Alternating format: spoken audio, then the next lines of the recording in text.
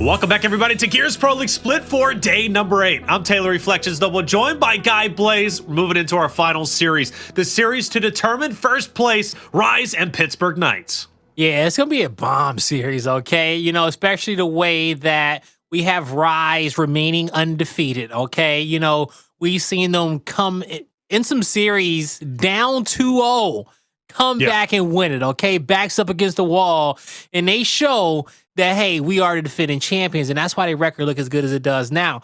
All right, but on the side of PK, with Identivez on his team, they have been looking great. When they're popping off, they look like the best team in the league. So are they going to be popping off tonight? Well, we got to find out. We're going to find out without question. You know, yesterday, Rise gets a big victory, and they did so with 1 or 2 players being, sick, like really sick, temperature and everything, and they still managed to win. Granted, against Team Queso. Let's see if they can do it tonight. Hopefully, those players are feeling a lot healthier. But these guys have history. They better have a Jordan flu game, okay? Hey, look, and they had that yesterday. I think today is the day where it's just back to normal. I'm hoping anyways, bro. But you don't go from running a temperature one day and then the next day you feel 100%, you know? So that Jordan flu game, I think that's the best way to put it, Blaze. Yeah, but they will be gradually feeling better. So it's only getting scarier for whoever has to play Rise. And it's going to be Pittsburgh Knights, right? They're going to have to face off against them. You mentioned at the beginning of the show, they competed against each other in E-Days. Let's break that down a little bit more because, yes, they did play E-Days just last week, semifinals, and it was a hot 3-0, Blaze. Yes, it was. As you see, PK 300 to 287, 6-2 on a checkout, and then that 5-4 on Harbor Escalation. It was a big dub coming out for the Knights, and you know, I remember, tuning into it on my phone, and, I went to do something on a commercial break at the map number 2, and it was just like, what? Right, where'd they go? They're offline. What happened? All right, I expected a little bit more. I expected one of those Rise comebacks, and I didn't get it, right? Yeah. And, it just comes down to them. They can only play off that confidence that they had off the last major that for so long, right? You got to be able to excel and be better than what you was winning that last event at a certain point. Because everybody understands what that benchmark was for you, all right? And so with us being 2 weeks towards this major, we said it earlier, we was talking about practice, and Avexys tweeted, hey, we're going to start practices again. I don't care. You better be practicing right now, okay? You don't got much time left, all right? We're talking about practice, show up and win. And they do show up and win, so I can't say nothing about Rise, okay? They do whatever the hell they want. They're undefeated. They really can, bro. They're undefeated. Now they losing out on E-Days where the money is. Yeah. But, they sick. They're not feeling well, boo-hoo, whatever. But for the most part, they still got the best record out of everybody else. They do. They got the best record. They're number 1 for a reason, but can they hold on to the number 1 spot? Pittsburgh Knights have been known to pop off, especially during Pro League, and they're looking to do the same this time around. Let's start moving into our maps, Blaze. First, starting off with our bans. For Pittsburgh Knights, we're not going to see Reactor. We're not going to see Clock Tower. Honestly, those are 2 great maps for them, but even better, I believe, for Rise. So honestly, solid bans coming out from PK. Yeah, solid bans indeed. We may even get that Harbor picked again. I think Rise says, you know what? Either pick the Harbor, we go back to it, or we'll see you on Vascar. They're completely okay with that one. They say no to Fear, no to Spire Control, because at the end of the day, Rise, they'll bang with them on Ritual. They'll bang with them on Regency. District, no problem. They want some of that checkout action, and they also want that action on Tomb. So let's see what the maps are. Let's see what they are, man. And notice, all 3 maps, basically, for the last series in E-Days. We're going to get it again. Checkout. Okay, Canals. I'm a fan. I'm such a fan of this series, man. I already know who's going to win this one. So District, okay, well, hold on, just slow your roll there a little. We got District, Canals, and Harbor. So District and Harbor, 2 maps that was played in their best of 3, or I should say best of 5, that ended in a 3-0 last week for E-Days. So you got 2 familiar maps. Canals is going to be the difference maker, but Avexys self-proclaimed best sniper on Canals. He said, nobody is out-sniping me. We'll see how that's going to turn out today. And then Ritual and Checkout to even us out. Now, Pittsburgh Knights are a great Ritual team. If we get to that point, Rise, they pick it. They're a great Ritual team themselves, but PK might have the edge there. And then Checkout, a very strong map for PK. They won that during E-Days 6-2. It wasn't even competitive. So I'm gonna be honest with you, I've got my pick as well, Blaze, who I think is gonna win it. And it seems relatively clear-cut to me. But the reality is we could banter. I don't think this series is going to be clear-cut at all. I think this is going to be a battle. It's not going to be a 3-0 like E-Days. It's not clear-cut? I don't think it is. But I know who I'm picking. I've been wrong on predictions all night. I just want to throw that out there. The first series, I went a little bit more with my heart. It was a flex pick. I had some picks to work with, and I was having fun. It was a great one to watch, and Team Queso, y'all let me down today. It's okay. It was a tall task for you anyway. You're not mad. You're just disappointed. To win a control. The next series, the Pioneers, usually we're about 2 weeks into the major. The Pioneers want to be about their business. They know it's one big check left for them. What's going to happen after this? Who knows? They want to win it all. They know it's a big matchup to E United. Pioneers, they let me down. That was a 50-50 matchup. Y'all can agree on that one, But, this series, I think that I know who's going to come out on top. And I'm not going out 0-3 on picks tonight, okay? So, Taylor, you can kick off your predictions. Okay, all that, and you want me to kick it off? Yeah. You are going 0-3 tonight. Look, check it out. Last week, I didn't go with Pittsburgh Knights, and I didn't go with them because I heard they had a sub and, this and that, and I'm like, I'm changing it up, and I went with KCP. It was a last-second decision. I did it, and I posted in chat about it. I said it was a big brain play. I was, was intelligent. You saw me, and then that's where everything went wrong when I started bragging about it. Then I ended up losing. So I'm going to try and keep this a bit humble, all right? I'm going with Pittsburgh Knights. Pittsburgh Knights, to me, with that 3-0 victory, they meant business during E-Days. And they beat a Rise roster when they were all feeling 100%, or at least I assume so. And I don't think a couple of the players are going to be feeling 100% today. And, even against Team Queso, Rise definitely had a bit of a difficult time, but they still beat them without question. There's no question there. Yeah. But Pittsburgh Knights wanted a bit more, and I think they're going to be in full form tonight. I think they got it for sure. They're taking first place, and they're going to put me in first place, actually above you in the season standings. So, Blaze, who are you going for? That's great. That's great. Yeah, because we're tied up, right? Well, Taylor, I got to let you know something. Your defending champions is named Rise. The team that's undefeated in the Pro League is named Rise, okay? Mm-hmm. The team who was up there with some of the most E-Day victories is named Rise. Okay? Yeah. Who the best sniper on Canals? It's Avexys. Okay? True. Who was the best control team in the season? It was Rise. Who was also the best execution team in the season? Sounds like you're going PK. Who was the best escalation team at a certain point? It was Rise. So I'm going with Rise, and they still are the best escalation team as well. They're coming out on top. I don't know why you think it's so clear-cut. It ain't that easy. The Rise fans, they understand. You said it was clear cut.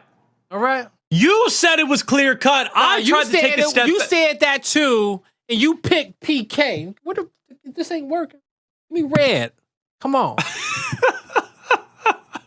Blaze is in shambles tonight, ladies. I'm telling you, that man is off the pad. He's 0-2 in his predictions, and he's about to be 0-3. And chat, I'm on that Rise pack right now. Okay, what's up? Shoot, we flying high. Chat didn't go for Latin America? What's up? Chat didn't go for PK? About, I demand a recount. Put Taylor in his place. I demand a recount. What? Chat got my back. Chat got my back tonight. Hey, but you know what, Blaze? Me and Chat's tied. And me and Chat's not going to be tied after this, win or lose. So Taylor, to win it all, you going with the Knights? God damn, I really thought they'd be going. To win it all, you with the Knights, right? Kind of blows my mind, I'm going to be honest with you. But, hey, Rise fans, they're deep tonight, okay? Or they had a lot of channel points. I know Woo Smoke was like, I'm putting 550 on them. 550. I don't know if it's 550 or 550,000, but let's get this mission started, baby. We're going to have to find out. Right now, it seems to be Rise. I mean, that kill feed lights up blue. Fearzly gets a tad bit of red in it, but, I mean, it's not going to amount to much. A flawless start for Rise. Flawless start indeed, and you're going to see Rise start to get set up. They got the spawns they want. They know where their opponent's going to be pressing in from. Drop shot still on INZEM's back. And Rise, they're kind of moving forward. They're looking for whatever kills they can get. You see how he's holding his drop? He's like, do I need it? Are we safe? Rushiez gets behind him. He's like, Rushiez, just look left for me one time. Shoot him. So I don't have to use his drop, but INZEM is playing his life. They can't die to this guy, but he's showing so much composure. Great work off the start. DeToX distracting too. And Rise, they'll keep controlling. They still got this drop shot. They do. And for Pittsburgh Knights, 20 seconds. I wouldn't push for this. I would start working my way through for the next hill. INZEM drop shot's finally out. That's going to be a huge whiff, but and an even bigger death. So missed drop shot. He ends up dying. Avexys there to clean up the mess. He's not going to be able to. Now we'll focus on next. Dezo thinks he's getting what? How did he even get that trade? I'm actually blown away from that. Yeah, I am as well, actually, you know, but at the end of the day, it's an even 1v1. That just shows how close this matchup's going to be. You know, you got Dezonide and DeToX trading out like that. Now, as you see, Rise contesting the hill. 50 points to their name. And, you know, PK, they also got some time working out wide, right? They're looking for an angle, maybe a new power weapon coming up soon, so they're going to give it a 1v1. 19 seconds. It's a lot coming up. I don't know if I like this. You know what? It's a good call for the Knights in the early game to slow it down, right? You're slowing it down. Right. It's only a 40-point lead. You got a lot of time to work with. You get these power weapons. You can get scrapped and get set up for next. But Rise, they make the first move. They're sitting on top of the drop shot, but they're contested. The spawn, they'll clean up the kills. They be in PK, and then they'll get the drop. So, in hindsight, it was a great read from PK. Now, let's see if they can get this lead. See if they can.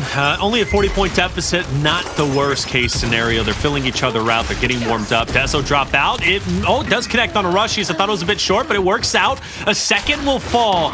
And one thing that I like about Pittsburgh Knights, and I've come to appreciate quite a bit, is their ability to wolfpack together, whether it's, you know, just in a pair, right? 2 players pushing up, or obviously 3.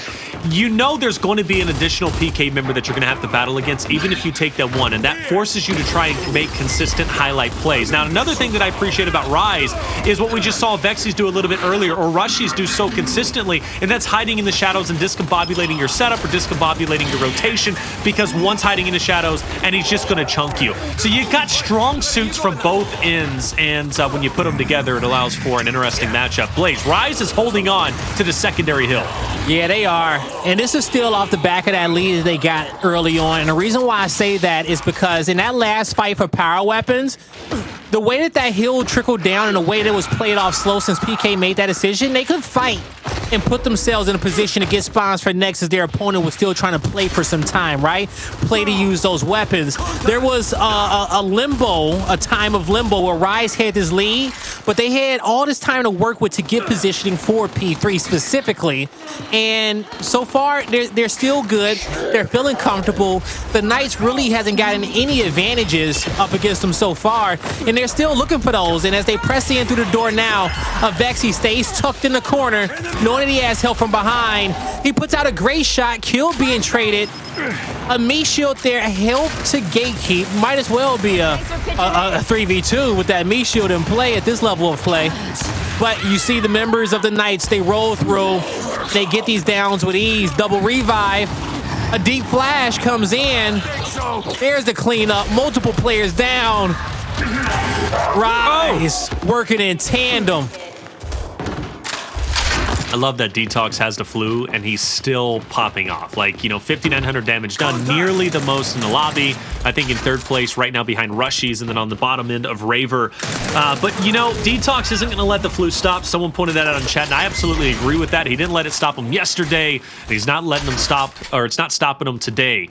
At this point for Rise, they're looking incredibly strong. Gotta say, I am impressed. Pittsburgh Knights are right there with them, but Rise, they are, you know, keeping that competitive edge in, it seems, but we do have Pittsburgh Knights locking in the next hill over on Bandstand. This is a difficult hill relatively to break, and Avexys does have the drop shot, and he's going to use it on Fearzly up close. Not bad. You know, you don't want to take that 1v1 and potentially die with it on your back. Get a guaranteed kill. That could amount to a 2. Identivez, he's on the run. On the run. Now Avexys, as he is going to be dropping back towards the hill, trying to regroup with the squad. Oh, a beautiful save. And he even gets some shots on that 4th player that was trying to trickle down into the hill. Avexys back up in his 1v1 with the first player off a respawn, and he'll have help to make it a 2v2. No one collecting time for Rise. It's 48. They see all 4 players on screen. They call for somebody, get the hill, get the hill. Don't make the play easy for them. Force them to have to come down, as Rise will do so. But will Avexys make it out? He shall. He gets into safety. He'll watch middle. INZEM doing a great job playing his life, but this is the weaponry he wants in case anyone turns that corner tight. A deep flash comes out for the Pittsburgh Knights, but it doesn't stun enough to force INZEM out. But he's putting out damage on his way out as well. Only 20 points remaining. Rise can play for next, and they'll be okay with it. And he's kiting Pittsburgh Knights members over, which is lessening the forces of PK inside the current hill. Granted, though, they do get the scrap time. They at least try to bleed it dry. They got to be focused on next. Avexys, that is like the 5th or at least 3rd or 4th time I have seen him hide around a corner and just absolutely surprise him. Now DeToX doing it too.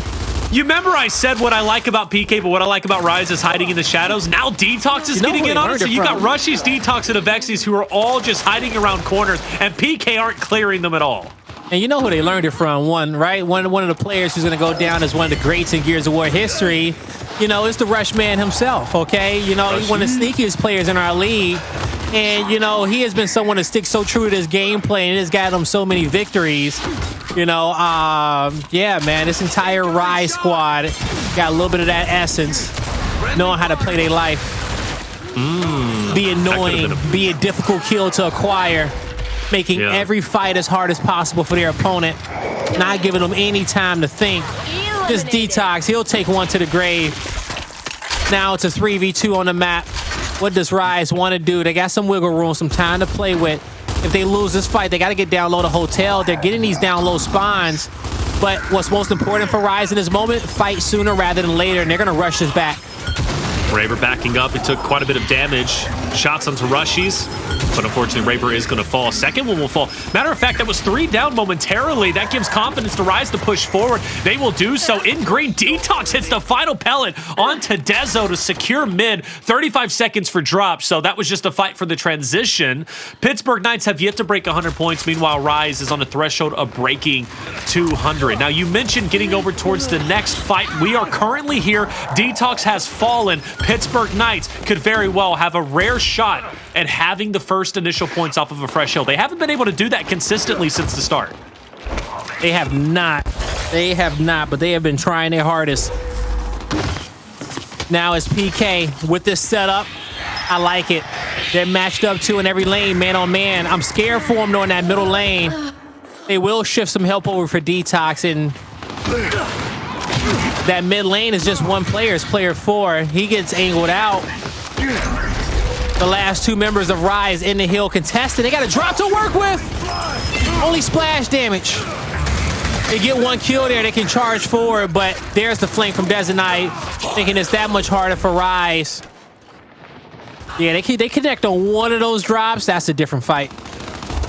This is an important hill for Pittsburgh Knights to get back into the game, get back in favor with the momentum. And I think this happened on District on E-Days. Rise had a pretty considerable lead, and it was Pittsburgh Knights who started clawing their way back that amounted for a spectacular finish, 300 to 287. And we might see the same thing here, but as soon as I get on that soap opera, Rise does find real estate on the hill. And 27 seconds remaining, they believe that. They'll have 200 to 132 lead. Identivez, he's going to try and flake around. Avexys keeping him in check. It's not matter of fact, I don't see a way where Pittsburgh Knights get on this hill, so they're going to give it up. Rise will be able to save Avexys. And I get what you're saying. Give it up. Whoa! What? Calm down there, brother. They got families and fans in the chat. Okay? Don't do them like that on the main stage. As Rise will transition towards next, they're going to already be in it. So they'll win the first half by 70 points. Now into the second half, a nice stun into a back A from DeToX. Well timed. He gets his. Now the rest of the teammates say, you know what? Let me get mine. I feel like Rise is playing at 100% and PK are like at 85, 90%. That's how close it is, but Rise has that extra percentage in their corner where it's like Pittsburgh Knights, you know, start to come back and they're definitely putting up a decent fight, but Rise is always one step ahead of them, whether it's on the rotations, on the big team fights, or even the sneaky plays from DeToX, Rushiez, Avexys, who, you know, everybody we've been seeing in violation of each other just making big moves. And that's how close it is, but with that extra 10, 15%, Rise is walking away with map 1, and I don't see Pittsburgh Knights getting back into it. I hate to say it, they're my prediction, but Rise is simply controlling map 1 without question. And the reason why they can do it so well is that they all play at the same pace, and that's hard, right? Sometimes you get, you know, 3 teammates playing at the same pace, and you got one teammate, you know, who's quote unquote that anchor, that player who's on the island, or you got 2 players that play really fast, and you got, you know, 2 other more slower support style players. Everyone on Rise plays at the same fast pace, at playing for objective after objective, kill after kill, and being on the same page. It's hard to go toe-to-toe with them in a lobby when they're this synergized. 257 to 147. That lead is going to be cut down. Now just 90 or so points. PK still dragging behind. Maybe, just maybe, PK gets back into it. But they've got to hold on to this hill, and then they have to find great success on the next hill. 2 hills that have to go definitively towards Pittsburgh Knights. Avexys, unfortunately, will be dropped. He might be able to get picked back up once the shock dissipates. Rushiez can cut left. Pittsburgh Knights have to mitigate that. They try to go for the cleanup. They don't get it. The team pickup is in, and now Rise is a full force. That was a missed opportunity for PK. It was a flash 2 deep thrown from Avexys. Rise will slow it down. Look at this. They're okay with the neutral, right? They'll say, hey, we'll freeze it. You use your shock. You missed your opportunity. We'll freeze. Where's our other fights? Oh, we got a 1v1. We won that. What's our next objective? Let's get the spawn for next. What about the power weapon? Hey, we're here for that too. We got the heal neutralized. We got numbers been mapped. This is a 2v1. Take your time. Hey, this guy's running away. We got power weapons, no problem. Take your time. Like, this is Rise's comms right now. They're completely cool. We're winning. Okay. Hey, get the power weapon. We'll play for next. Don't worry about it. Oh, we got 2 pushing us. Bring us a 3rd guy. Drop shot fight. Important for Pittsburgh Knights to win. Rise, though, just, I mean, looking so good, but maybe Pittsburgh Knights will get it.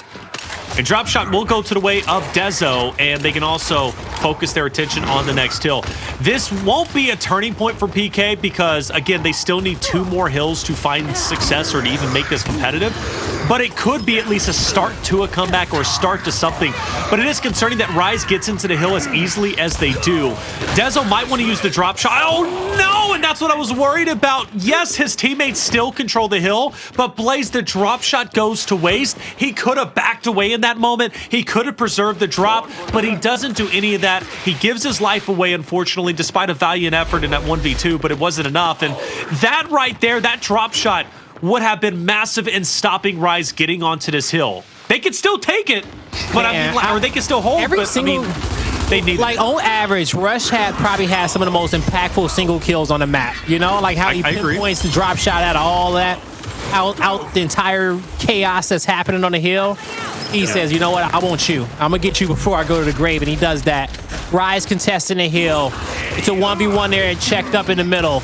Now 3v3 over here. Quick revives from Rise.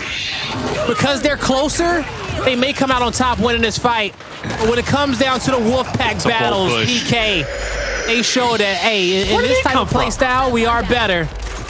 DeToX, he won his 1v1 on the flank, and he was able to get to the hill. He stays alive in a chasing position. Okay, PK, just hold it down. I feel like they're chasing way too much. They're getting flustered, and they're trying to reach for opportunities instead of reading Rise. But that's a good stop. That's a good hold. Rushiez opens up a bit of an opportunity for Rise to potentially flank around. And again, Fearzly is on the chase. You're not getting your teammate back up, and then you lose your life. Raver's there, but Raver has to bail him out, and he doesn't. Again, you're chasing fights you don't have to take. It's also, I will say that some of these fights they do have to take, right? Like, I'm not mad that they chased down DeToX a bit. He was just too fast. That fight there in the juice, you got a right hand. You got people weak in front of you. But Rushiez and INZEM got 2 kills off their left hand that was very impactful. You just lost a battle that you positionally should have won. Now, Rise takes that momentum. They're going to take this power weapon, and they're already set up into next. 30 points till victory. Rise in the formation. But as they try to punch their ticket in, punch their first map in for this series, they just got a few more kills to clean up, and they could do so. Big plays from Dezo, potentially Raver to follow it up. Raver with another big shot. He'll get a couple of downs. It's not enough. Identivez to carry the torch. Big shot, but can't take down Avexys. Rise holds on. And Fearzly has to push up. He cannot stand idly by at this point. 295 now, just mere points away from a loss is Pittsburgh Knights. They will contest in the last seconds, but 300 to 224 Blazes where map 1 will end and Rise will lead 1-0. Yeah, Rise, they never let up. They never did. And what I mean by that is that when, you got the leader here, Avexys, 15 kills, 20 assists, right? Commanding the troops, 20K damage to his name. DeToX ain't feeling too well, but it's okay. He'll still drop 21K, all right? Yeah. And Rise, once they feel like they have a lead on you, once they feel like they got you in a strangle, right? They got you surrounded under pressure, they never let up. You may feel that constant pressure throughout the entirety of the series, but you're going to lose, all right? Or it's going to get tighter and you're going to lose even quicker. But once they're up, all right? And so that first hill, the initial was just super important from Rise on how they start. They know that's important. And so the player who understands that better than anybody is Avexys. And Avexys says, I'm the best sniper in the game. I'm going to map number 2. Okay, now I got something to say about that. And I don't got much to say about it in Gears 5, all right? This ain't my era. All right, but I say this, though. Avexys got that same sauce that I had. All right? He got and that's, it's just like swimming in it. It's like when you're chosen by a legendary Pokemon. Like the sauce don't choose you. Like that type of skill, you just, my fault. You don't choose it. It chooses you, is what I want to say. All right? You don't just wake up one day and say, I'm going to be the best at this. You can, but you still need a little bit of extra. And whatever that is, Avexys got it. And so I think Rise is going to go up 2-0 in this series. But we'll see as we head into map number 2 because I'm not sleeping on Dezonide and that sniper, PK fans, okay? I'm not. But Avexys is the best sniper in the game. See, I stayed quiet that whole time this time, Blaze. So if you wanted that clip, you could have it. All right, you're talking about sauce. You're talking about momentum. A whole bunch of other things. I said I'm not going to make a wisecrack like, what kind of sauce are we talking about? I've been dying to say that, Blake, because I'm like, what sauce are we talking about? Okay, the barbecue. We talking about ketchup. Raspberry vinaigrette. That's not really a sauce. But what we're talking about is an essence that makes you the best. Okay. And a lot of people strive to be the best at things, but they don't achieve it. All right? Yeah. Whatever that essence is that you can't buy, that you just got to be born with, that you just got to attract to you. Yeah. Avexys attracts that to him as being the best sniper on Canals, and that's all I was trying to say. Okay? Now, some people may not agree with me. Some people may say, Blaze, you gassing, but I see it. I see it in him. I know what that is. Okay? He got it. He got the sauce. It, Powers doesn't have the sauce. No, he got the sauce. Whoa, who said that? Nobody said that. Listen. Who said that? But it's a bit it's thinner, though. It's not as thick. No. Powers got that same essence. His cousin's out there, okay? Powers got the juice. Powers got something stronger than what Avexys got. Who's the dad? Powers got something stronger than what Avexys. Let me just say it one more time. A daddy of what? Now I need to clarify. Who's the daddy of Canals, right? Who's the daddy of the sniper? I said Avexys was the best. Okay, so he's the dad. Yeah, he's dad. And now, so then what you're claiming is Powers is the son. No, what I'm saying is that in all categories, Powers is better. Overall categories, overall, he's better. I did not say it in all others. Hey, I'm just trying to get chat going, okay? Okay, but no. Like, if you was to tell me 1v1, Powers and Avexys, right? Who wins? Like, on an individual skill basis, like, I want to give Powers a leg up, right? I think he has earned that pedestal of being the best individual player in the game. But when we're talking about 4v4 gameplay, when we're talking about being a great teammate, being selfless, supporting, great with power weapons, like there's other categories in which you can excel at, But if you make your dream player, he's got more columns close to 100 than any other one. All right, that's what I would say. Yeah. Sometimes the son can be better than the dad. That's a reality. Sometimes the son can just outdo the dad, and that's what I'm getting. Yeah, Gohan tried, and look what happened. So who I actually saw, now granted I only read the title of one random article on Reddit, and I think Gohan was like who was the strongest character in DBZ? Who was? Gohan. Yeah. Who is Gohan, right? His daddy. Yeah. Is that how the hell does that work? How can you now? See, now I'm more confused than I was at the beginning. How can you say I can Gohan explain, is the strongest? I can explain, but Taylor. Don't worry, okay? But Because at a Goku certain is, point, he was the best. Then what happened? Okay, he got lazy. He got cuffed. Okay, he had a baby. He wanted to be a better dad, right? Gohan had a baby? Yeah, dog. He wanted to be a better. He got lost in his he didn't want it as bad as his dad did. And sometimes you fall off. Okay. Yeah. Sometimes you fall off. People fall off. All right. Sometimes it's just you true. Want it more than a daddy, you know? Okay. It's true. Okay. Fair enough. All right. So then in your prime, would you have beat Powers and Avexys on Canals? Hell yeah. Sniper. Yeah. All the mistakes I watched them make, bro. Don't even why you gotta make this about me? Because it's fun, what you want bro. Me to say, though? What you want me to say? Because I know you're confident, baby, and I know you'll stand your ground. So it makes it for fun entertainment. You know, hey, they're great players. Okay, I tip my hat off to them. They make me say ooh and ah, right? So then you're the granddad. If we got to put it like young. that, in gamer years, I'm old. You know. Both are. You know, but I'm realizing I'm younger than I thought. Okay, I got 10 good years in gaming left in me. You know, maybe 20. Who knows? We'll see. Because they keep adding on as I get older. Yeah, you know, we're gonna be 67 years old, still casting some gears. Hey, you know what? But the way esports is what esports now is kind of like those old NFL commentators that got into it when the NFL was starting off. That's been doing it for so long. Exactly. Right? Like we get the chance to grow old. Because there's gonna be old people watching esports, so we're lucky. Yeah, my producer said that. He's told me that multiple times. Because I'm 30, I'm too old for this. He's like, no, man, you know, esports is gonna grow with you. We are the benchmark. All right, well, I'll stay around. Okay, the older that we are in this industry, the more hope it gives for everybody else. This is what it is. The longer but we're still going to be stay, casting over 18, 19-year-olds, maybe even a 14-year-old here. And they're gonna have some, and it's gonna give esports more respect, okay, as the old heads are still in it. It's going to be, and we're going to be saying recognized. It's lit and a whole bunch of other stuff too. 60, 70 years old, like, trying to keep up with their jargon, bro. Like, we're going to be cool. That's I hope we're around. That was fun. No, I just like to push it a bit, Blaze, because I know you can handle it. I'm fine. Yeah, you know, but I'm not going to back down to some stuff like that. Okay, it's just I can't. Because if it's anything that you learn is this, right? And I will give this advice to any player out there that's playing any game competitively. There is a certain respect that you have for players that are better than you, okay? Because they have set the meta, they have played at a certain pace, and until you can consistently be in their lobbies, then, you know, it's something that you learn from that, right? You know, it's something that you learn from that, but there's a certain point where you get on the battlefield, and this doesn't matter where you are in your career. You get on the battlefield with them, you always have to believe that your squad is better, that your squad can beat them. If you ever go out there with any doubt, you're giving it a half-ass effort.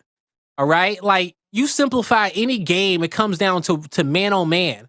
Figure out the 1Vs, okay? Figure out those lanes, match them up, take your numbers, okay? It's always a chance of victory. All right, you just got to have faith in yourself, okay? Stop being so soft. I don't care how many trophies they got. I don't give a damn about the montages. Let's put 20 on the line and see who's ready to play right now. Why'd you go from motivational dad talk to just pure out aggression I'm gonna rip your head off? Because I've been doing this my whole life, okay? That's what's gotten me here. When somebody says that they gonna beat me, when somebody looks down on me, I turn up. Okay, it's the only thing. It's the only way that I feel something, Taylor. It's just so you know. He said, Avexys, stop being so soft, man. You would lose the 1v1, bro. Oh, I love it. Hey, Blaze, it's always fun to be here with you, brother. It really is. Map 2, Rise is leading 1-0, and this is going to be a battle, without question. Pittsburgh Knights, it is up to them to step it up, to tie this series up 1-1. Blaze, let's see if they can do it. Let's see. And, you know, what's great, too, in the chat is that even everybody has came out to exploit his defense, right? First blood of Avexys, first kill on the map. He said, I'll lose the 1v1. I would lose to you, Blaze. Let me show what I can do. Second kill Let me show you what I can do on Canals, Blaze. Hey, you're not it, bro. It's me. Who do you think you are? I am. Hey, those are 2 easy shots. Stop gassing him, okay? Like, he better get those. But, like, yo, it's the fact that he did it. You know, it's the fact that he did it. He showed Rise up up. 1-0. All right? And as I was saying, you know, exploits is in the conversation as well. But, you know, we got so much talent out there. We got to break it up between NA and LATAM. But I am a big exploits fan. You know, for some reason, I don't know. Okay, I'll digress. Let's go on to the next round. Let's get into it, Blaze. Rise up 1-0. Avexys with a blistering snipe off the rip, followed by a second, and then Rise with a phenomenal finish. Pittsburgh Knights once again having to battle back. Dezo picking up the snipe opposite of Avexys. DeToX with the first blood onto Raver, and that puts Pittsburgh Knights on the back pedal. Oh my! It's over. Oh, Dezo, don't peek, Dezo. Yeah. PK fans, we ain't looking too hot out here, I'm telling you. Right now, hey, Rise is proving a point tonight. Just like E United did against KCP. Hey, you know what it is, though? You know what my favorite thing is about the Gears broadcast, right? Is when Hunter lives in the future, but he plays prophecy in the chat. Right? Hey, he tried to get his engagements out there, bro. Hey, he's got his message pre-typed and he's ready to hit that enter, bro. Sometimes he's a couple seconds before, sometimes he's right on time. That's so funny. Ooh, oh, Dezonide. He said, sit yourself down. Rushiez! No, you don't lose this, PK!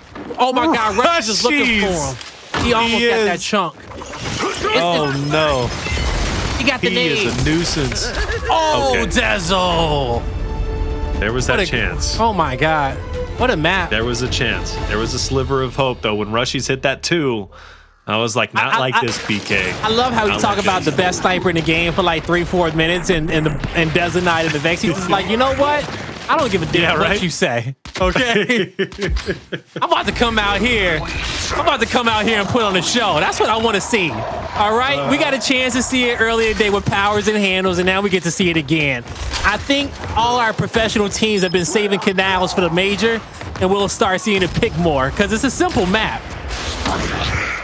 All right. Avexys opposite of Dezo. Bit of a sniper battle, maybe. Dezo, I think, hits a body, and then it is going to be first blood going to the way of Pittsburgh Knights, followed by a second and a third. INZEM last alive, but he's not going to allow PK to get a team ace, but he's not going to stop PK from winning the round either. We are tied up 2-2. All right, tied up 2-2. Here we go. Now, you know, we got a lot of famous people in the chat today. You know, shout out to you guys. Much love, you know. Shout out to all my pro players out there. We love y'all. Thank you for, you know, putting on a show for us today. I'm not scared. You know, one thing I love is that, all right, we got the votes out there. You know, Powers voted for PK. He said the Knights going to come out on top with this one. I'm surprised by that. I think he's just beefing with Rise, though. You know? He might be, yeah. I think he's just beefing with Rise. He don't want to see them win. No. Oh, watch out, Raver. You're getting pressured up top, and Avexys is lining up a shot he'll miss. Now it's up to Dezo. Couple of downs still. Nobody has been finished off just yet. And there, I mean, a mass of bodies. And Rise is going to lose 2 instantaneously. 4v2. Avexys, a chance. But it's only short-lived. 34 seconds later, 3 in a row for PK. All right. I called it too early after round 2, Blaze. Hey, well, you know, Rise got off to a great start. Now they just need to be consistent, Rise, okay? They got 3 rounds of intel. They've played 5 in total. And so now they go into this next one. What's happening? Okay, what do they need to do? It's about to be the Raver show soon. Okay, Dezonide, he's popping off. If he already got a headshot on Avexys, so he got Avexys' attention. Now, if Raver starts winning this battle against DeToX on the mid bridge more consistently, starts outplaying him, that's where PK gets his win. They tag him up with a little bit of damage, double down, the cleanup. DeToX left on the island. It's the Raver show. He finds 2. There's the pinch from the top side. But Avexys joins the fight. DeToX is there, but they're not quick enough. Not quick enough indeed. What changed? Raver. I mean, really, what changed? Raver? That's it. Yeah, Raver, the mid-bridge fight. You're going to win Canals in 2 areas, okay? Because the 1v1 fight up top in Pillars is non-existent. No one fights each other up there, okay? It's just, you know, you just hold your lane. It comes down to that 2v2 down low, which primarily that front spawn. All right, that's Raver and DeToX. And you got your sniper fight between Avexys and Dezonide. in order for you to win this, you need to take a page out of United's book, okay? You need to take a page out of TJ's book if you DeToX and give Raver some space. There you go. Give him some space. There you go. But Dezonide, he'll get the first headshot. Yep. Oh, and another down. DeToX. Oh, man. Oh, man. It looks like it might be another Pittsburgh Knights round. Oh, splits the dividend. He needs to get out. Oh, bit of a misroll, though. Avexys puts himself in the danger zone. And even though he will fall, the nade, well, I tell you what, INZEM is fighting hard. And INZEM is so trying to close that gap. Fire in the hole! No. Just yeah. accept it. But nah, he didn't accept it. He tried to gauge it and see if he could stand right outside the radius. His best option was he needed an extra inch in that corner to really dodge it. Or he just goes for it right away with a nade is toss and he just, you know, keeps applying that pressure. Powers says, yo, chill, I love Rise.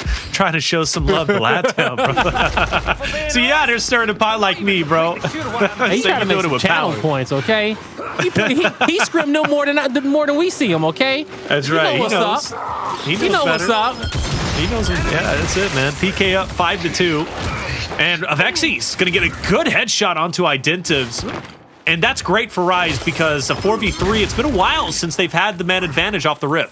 Yeah, just let Avexys open up the door for you. You know, it may be slow winning some of these rounds, but he'll find a kill if you just give him time. All you got to do is just dodge Dezonide. Let him just stay out his sight line, stay tough, force him to have to clear these corners. Almost lined up with that one. So Rise has the high side control, nades in the hands of DeToX. And, you know, plenty of sniper ammo on the map for both teams. This hill's going to be up top. Fearzly moves up. DeToX has to stay low in the cover. It's a 2v1 on INZEM. PK were very decisive about their play and how they wanted to push. Up to Dezonide in a 1v2 situation. That was a quick response coming out from Rise just to get to the fight. Oh, he's going to clear this corner with Snipe. This is bold. It's bold. It doesn't work out. Nasher out, and Avexys will hit the headshot. I respect the play. And that mid-bridge, I got to say, I'm impressed with Avexys pushing as hard as he did, Blaze, because there were 2 nades at his feet. He had no choice but to go forward. PK funneled in Avexys. Maybe their game plan all along. I think he was just panic throwing the nades. But either way, for Avexys to dodge those nades, pick up the chunk, and then ultimately bring it down to a 2v1, that was a big power move. Yo, that was a huge power move. Now, can Rise edge their way back into this map? You know, when their back's up against the wall, we see the best version of them. Avexys with a quick pickup. He'll tuck himself in a corner, taking a look down there towards mid, and he'll get the headshot on Fearzly. Caught him. Dezonide looking for him. He just misses the shot. Dezonide takes another one. He hits the body. Avexys trying to help his teammate out. He chose him as priority. But as Dezonide still looking for kills, he gets crossed out by Rushiez when he wasn't looking. Rise got a 4v1 situation. They're looking to add another round on the board. Where the hell was this a few moments ago? Rise, they take a lot of L's in a row, 5 in a row, in fact, and then they say, all right, enough is enough, let's turn it up. They just want to make things interesting. I mean, Rise has this uncanny ability to always be in a map, always be in a series, even when you think it is completely over with. Yep. Even when you think it's completely over with, they figured out a way how to come back. They do. How to get back into it. That's Rise's superpower. Knowing when not to give up, okay? Because that's what these players are made out of. Always staying in it. Even when they're counted out, they try and they try again until they get better. The bolt picked up by PK. Yep. Oh, a little blunder on that one. They're working a low side. A shot through the smoke doesn't connect. He hits a body shot. Oh, he pushes. Oh. He pushes? He tried wow, 3v3. Fearzly pushing up. This is a chance. That's another finish. Dezo rotates in. DeToX by himself. PK looking to close it. DeToX looking to extend it to around 11. A heroic effort. It won't be enough. And after 44 seconds, we have a victor, and it's going to be Pittsburgh Knights with a tied-up series of 1-1. But it wasn't easy. Rise was 100% starting to come back, and you have to respect the work effort without question. But with this series being tied up 1-1, we head into familiar territory and that's going to be Harbor. Well, Harbor, a map 3 that went to the distance, round 9 in last Thursday in E-Days, and it could go the distance this time around. We're going into map 3 Harbor after the break.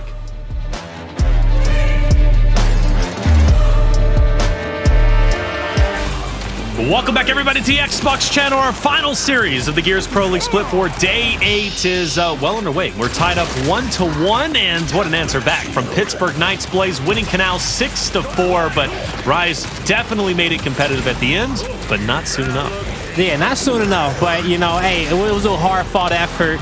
PK, they didn't get lost in the semantics of Rise. They didn't get lost in the sauce of having to play that snipe battle and playing into their hand every time. They said, no, we will take over. We will be just a step quicker. We will be more decisive on our play and force Rise every round to have to react to what we do. Ultimately, they got that done, and they were able to do it more consistently than Rise, and that's why they were able to get multiple rounds in a row to put themselves in that position for victory.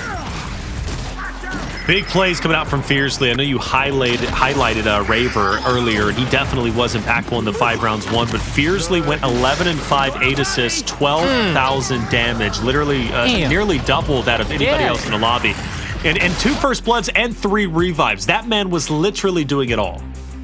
Yo, and he's playing one of the most difficult spots on his map. I hate it. It's a K sandbag secondary. It's so boring to me. All right, like worst position you could possibly play on Canals, but it's so important because one is that flash that's being tossed by him. That's the flash that Raver needs to get into his fight. Okay, so you have the most important flash there, and then you have to follow up and support your Lancer, your shot. You got to make a big decision on that.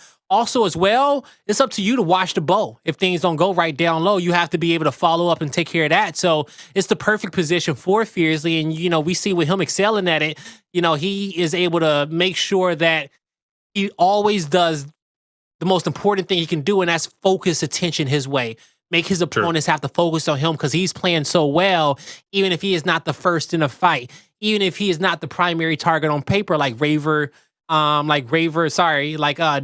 and Avexys was, you know, or like Raver and Dezonide is for his team. They're the primary targets. But Fearzly, he's going to always be there in a fight some way, somehow. And I believe he's going to be in the 1v spot as well in Harbor. So he's going to have a big task to try and lock that down. Not going to be easy, but with the way that he played on Canals, I think he's going in with some added energy, some added momentum on his side for sure to fight whoever he's going to be opposite against. And Taylor, you know, if we ever play Canals again, don't be pitting me up against these pro players, okay? Talking why about not, bro? They gave you the respect. Now hold that. No, you were talking some big energy on the break, all right? So don't act like now all of a sudden you're going to be humble and shy. You know, but check, I'm always take my fight, okay? You know, they're just different generations. They never had a chance to scrim against me and play against me, okay? And they wouldn't have had a chance even if they did have a chance. They wouldn't have. Am I right? You're right, okay? But, you know, so then don't back down and be humble all of a sudden. You were puffing your chest out earlier. Y'all just letting the chat know. All right, I got to defend myself. Y'all act like I made a retirement post. Y'all ain't never seen no retirement post from Blaze on the TL. Nah, I ain't gonna go from humble and shy to all of a sudden pissed off once again. I've been on a hiatus. How do you switch so quick? I've been on a hiatus, all right? I've been casting Gears of War, okay? I never retired. I just been studying. So y'all been on a what? On a hiatus. All right? Okay, you said it right. Okay, it took 30 I've been on a hiatus from my professional play. I haven't put out a retirement post, have I? I have not. Raver, all right? So I can come back next week if I wanted to. First round. Round 1 is going to be over with in 40 seconds. I got to tell you, that was the most weird round I've ever seen in my life. Pittsburgh Knights challenge on winch. Pittsburgh Knights challenge on winch. They get there, and then they all immediately back away back to pipes. Or to pipes. What was I don't know what the hell that because of course I was listening to you pronounce hiatus, but it was just the weirdest round, huh? Hiatus.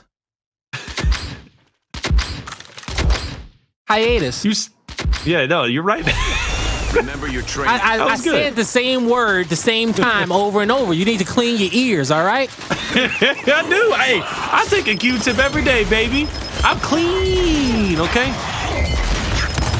All right. Let's get it going. Rushiez up opposite of Raver. This time, Pittsburgh Knights isn't backing away, but they're also not getting a fight that I think they wanted. They wanted that 3v3 fight, but Rise goes up top, and Pittsburgh Knights have to battle against that and somehow close the gap on a DeToX, which they find a way, but once they get up there, they clearly weren't ready for the smoke. Rise, they only may be 2 up top, but brother, they are strong, but finally they will fall to their knees, and Rise doesn't win the initial just yet because the neutral is still being fought for. Yeah, it still is being fought for. We're at a tie game. Rise looking to build off this 1-round lead that they have, and so far for them, they're going to be able to make their way maybe on the flank for the B hill. Rushiez is trying it, but Raver has them locked in. PK is in a way better spot to be able to get this capped up and start thriving. Rushiez will come out of cover at the last second. He's holding his spot because he knows that no one's focusing on him, so he's able to pull out that Lancer and down Identivez. No extra help coming in for Identivez. Didn't realize how much of a 1v1 it was for him. And now Rushiez is on the flank. He gets 2. And they're on the home hill. Rushiez from mid-map getting 3 downs and opening up the door for his team. It's like, man, I was going to make a Kurosaku's basketball reference for all my anime fans out there. But Rushiez just, his presence is not seen on the map sometimes. He is there. He is impactful, you know, but everybody's looking at everyone else. You know, they just watch it.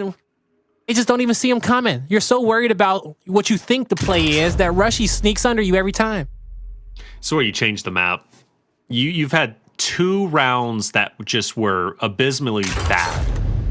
That's a word I can't say. And you don't change the map, fine. We're going to go at it once again. So Rise has done 2 different things. They've definitively won the 3v3 winch fight off of round 1, and then they switched up round 2 and they go up top. Pittsburgh Knights were not ready for that, even though they win it. Again, they didn't win necessarily the initial because the neutral didn't go their way. So I like that Rise is keeping Pittsburgh Knights on their feet, and they're doing it quite effectively. And even this time around, Pittsburgh Knights will go up top, but Rise has PK on the run. I'm going to be real with you, Blaze. Rise are living rent-free in PK's head, and PK aren't feeling too confident when they go into any fight, it seems. Yeah, it's not seeming like it, right? And you got to ask yourself, what's going to start that confidence for them, okay? What's going to get them there in that position? You know, they're going to have to win one of these initials off the start, and that's a great way, but Rushiez is on your home hill with a Retro Lancer. The entire Rise team is here, and they lock in this 3rd round with quickness. Yeah. With the quickness, they not playing around.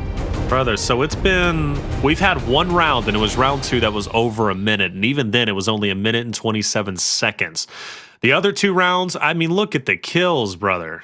There's 2 kills combined for Pittsburgh Knights across 3 rounds. Where did the energy from Canals go all of a sudden when they headed into map 3? I don't know, man. Well, I guess we just got to ask ourselves, you know, where's Raver, right? And it starts with him. This Canal started with him. This map is going to start with him as well. It comes down to his fight at the win. Where they've been losing the fight. No, they've been losing. No, but they get to focus all their attention there now, and Raver's going to be there. Dezonide is going to be there as well. I think this is still the best placement for PK at the end of the day. And now let's see if their superstar going to take over. Because we had a conversation about superstars today, chat, okay? And Raver is one of them. All right, Identivez hits a great shot. That's going to drop 1 to his knees. Raver on like clockwork. Raver on the screen, making the flank, but he doesn't have any help up top. His teammates have already died off, and Raver's impact is going to be lessened, and we're going to have another domination. This is getting silly. Man, jeez. Yo, is this map? Yo, this is actually too fast for me to even break it down. I'm sorry, chat. I don't know what to say. That's 3 out of the 4 rounds under a minute. But Rise is popping. Snap. 3 kills now. They got 1 kill. 1 extra kill that was Raver on the flank. Like, I just want Rise. Like, this map is over as far as I'm concerned. And Rise, rather as we can start talking about map 4. This is going to be the shortest highlight reel in history.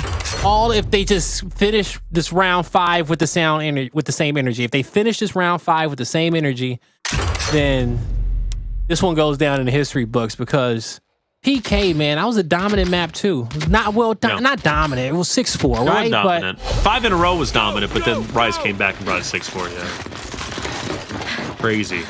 But this is the thing that we didn't account for. Pittsburgh Knights does come back and sends this to a round 9. And then we'll see what, obviously, both rosters are made of from that point in time. So PK is going to come back. We just got a little bit of time until we get there. Okay. Hey, Identivez hit the shot. There it is. 1-2. Strongest initial we've seen yet until DeToX gets up here. Just okay. All right. So PK does what, but they lose the objective because of INZEM.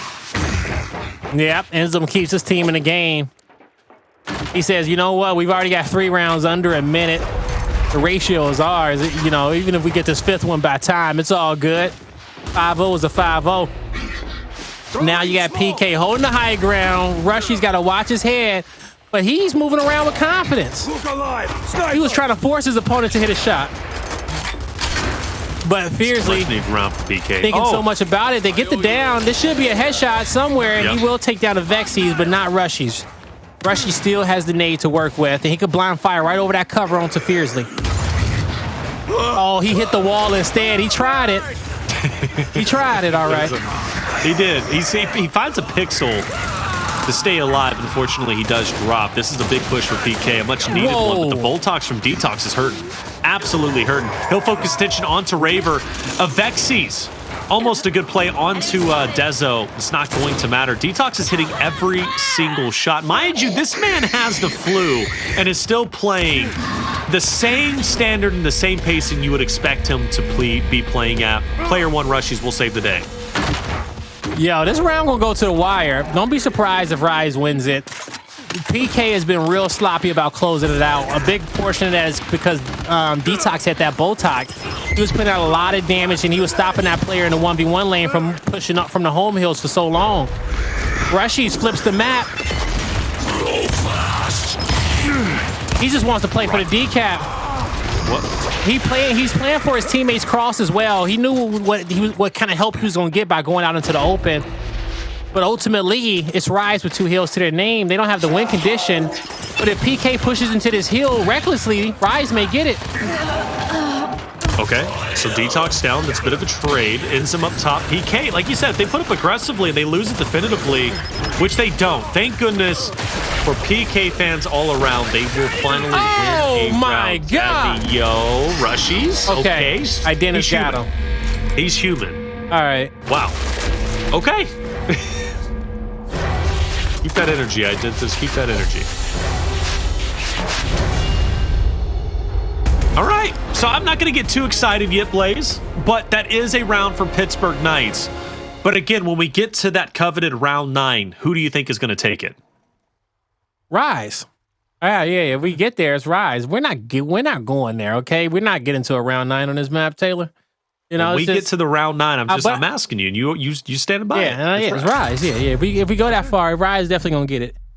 Okay. You know, I don't like PK 5 in a row. I don't see it happening. I just don't. That's hard, especially the way that how fast Rise has been playing. At some point, you know, Rise is gonna switch it, like catch you off guard on one of these initials. They haven't been doing too much off the start. They haven't been doing anything crazy. They haven't split the map out with multiple power weapons to kind of thin out your defensive. They're taking the 50-50 fights up front, and it's a 50-50 fight where the coin has been flipping more in Rise's favor throughout the first 3 maps of this series than PK. So, ooh, nice shot from Identivez cross map on the INZEM. Bueno. And they do have the 2-to-1 hill advantage. I believe there are still instants in the hands of Risers not, excuse me. They have been used already. Identivez gone. Raver trying to even up the odds a bit. Good dancing. Not going to be enough, however. Fearzly tries to take the reins. He's finished. Dezo has to win this fight to keep the up top hill in favor of PK. He will not do it. The good point, or at least the silver lining for Pittsburgh Knights, is Rise, because they committed, or they had to commit up top, they weren't able to overextend to lock in a way of domination. But that could have happened if they did. Pittsburgh Knights will stay alive, but will they thrive? Let's find out. PK sending 3 members towards top stern. I think they just sent the early flash or smoke. They just sent one. They're playing each other hip to hip. Dezonide here towards the inside, trying to time it with his teammates to take this player out the corner. And it was a well-timed shot from Dezonide. Rise, they bring the Retro Lancer over. All members on the map up top. 2v2. Okay. And it's a DeToX wanted PK it. victory in that battle. Yep. But ever since everyone was up top, Rise will have some time to get down low. Protect their home hill. They'll get themselves a new incendiary grenade to work with. They still got the lead also, Taylor, right? For about 5 more seconds. But, hey, they won't be down by much. Oh, that's a big down. INZEM got caught Great sleeping. play. Yeah, Identivez, that was a good push. It would have been easy to turtle up top. Mind you, new snipe comes up into play in just about 15 or so seconds. That's why Identivez took priority to push down low and to get that early down. Maybe there's enough time before Rise's push to pick up the sniper, use that for the ramp push, and then ultimately take the advantage. And Identivez will pick it up, so he's got the fresh snipe. And PK can absolutely hold on. 25 seconds remain. Rise has to make a big push. That's a big win, though, Blaze. With Dezo falling, INZEM can go on the overextension, and Rise can solely focus on decapping E. I don't think that win condition is going to be in it. Yeah, all they got to do is decap E. You're right, and they'll win the game. INZEM's going to have another 1v1. Is the decap? There it is. Does Rise stay alive? DeToX doesn't have to win. DeToX is here. But he's trying to win it. He stopped. No, he didn't stop. No way. Oh. Was it enough? No, was it enough? I don't think it was. No, it wasn't. No, 10 seconds. He was a shot away. He stops that decap and maybe. Yeah. Maybe. Oh, my. Too close for comfort, Blaze, but PK stays alive once again. Now, we've been seeing these funky disables come out when it's like 3-2 and stuff like that. I wouldn't be mad if Rise decides to use their disable in this round to close it out. It wouldn't be a bad idea to use it 4-3 either. They could obviously now keep you a hold use of it. You use it now. You don't. I think you so. don't have to. You I don't think have so. to wait to the 8th round. I think it's better to use it in round 7. That way, I think you disable the sniper. No, you still disable the incendiary. Like, you keep the sniper there. You disable their incendiary here. Like, instead, they're gonna level up. They can always level up next round. See, that's not a bad play either. But it's best if they level up in a round where they can level up in a round and force their opponent to have to block, and they'll have a nade, but also their opponent won't have the extra shot grenade. I guess built up on their side, so to speak. You know. I think Rise has lost the opportunity there with that block, but we'll see. We'll see how it goes. Avexys with a nice flash. They stun 3. They stun 3. Hostile contact. It's over. Dezo has to. It's over. That's There's a big body the 4th. shot. It's over. No round 9. He got 4 assists. I tried to manifest it, but Rise says, nah, enough of that nonsense, brother. I mean, it would take a Herculean effort for Pittsburgh Knights. Oh, miss snipe. Oh, but the retro. A touch doesn't come through, and it will officially end. I tried to hype it up to that round 9, but we did not get that far. And Rise will lead 2-1 in the series, Blaze. And they are 1 map away from taking victory over PK and staying undefeated, most importantly, in Pro League. Staying undefeated. Getting it done, yo. You know, Rise 1 map away from making it happen officially, but they've been playing great tonight, okay? And they've been playing at a pace that PK has not been able to keep up with. Just Rise is more decisive about their game plan coming into this series, what their focuses are, and hey, they came in with a winning model, all right? And so also too, when things have been crumbling down around them, they got that clutch factor, all right? We've seen some great plays out of Rushiez in respawn game modes, and you know, we also saw some individual plays in execution, but you know, as we saw, it wasn't enough there. Now, as we make it towards the back end of this cycle, we'll see if we get those individual plays from Rise and execution, but that's if we get there, all right? We still got a control coming up, and the way Rise played that first control. Yeah. I mean, it was deadly, wasn't it? You know, the thing that I'm starting to gather is Rise are all about intensity for this series. You know, they're not always this intense, but the way that they started on Control, the way that they even started on Canals, right? The first 2 rounds were blistering fast, and then you apply that even to map 3, and how quick the first how quick the first 4 rounds were, Blaze. It was so fast that PK were kind of taken aback, and they didn't have time to regain at all. And I think applying that strategy on Ritual would immediately put Pittsburgh Knights on the back burner. PK has to regain. I'm not worried about Rise at all going into map 4 at this point. They're going into a map they're very comfortable on. They're, have great success on Ritual. But I am worried about Pittsburgh Knights and their ability to regain at this point, because the first 4 rounds, they had 3 kills total. I mean, that is embarrassing. Yeah, no, it just wasn't working out for them. Rise was playing at a pace and at a level, and with the experience of being they would play like our defending champions, and that was a beautiful map from them. That's just how Escalation is played, you guys. I have nothing else to say on it. It's not that they did everything right. Yeah, without question. First 4 rounds were flawless. And they've already improved from their E-Day performance. We highlighted the stats. Last E-Days, last Thursday, District Control ended with PK winning. They played on Harbor, and that went to the way of Pittsburgh Knights. This time going to the way of Rise. Ritual Control is the map Rise wins it on, at least as far as I'm concerned. Yep. I'm not calling it per se, but this is the map where I would expect them to win.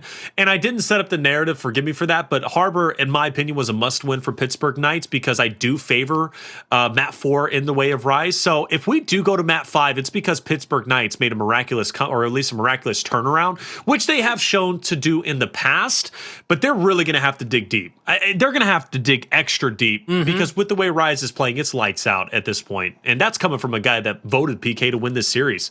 Rise is looking way too strong. They are. They truly are. And you know what?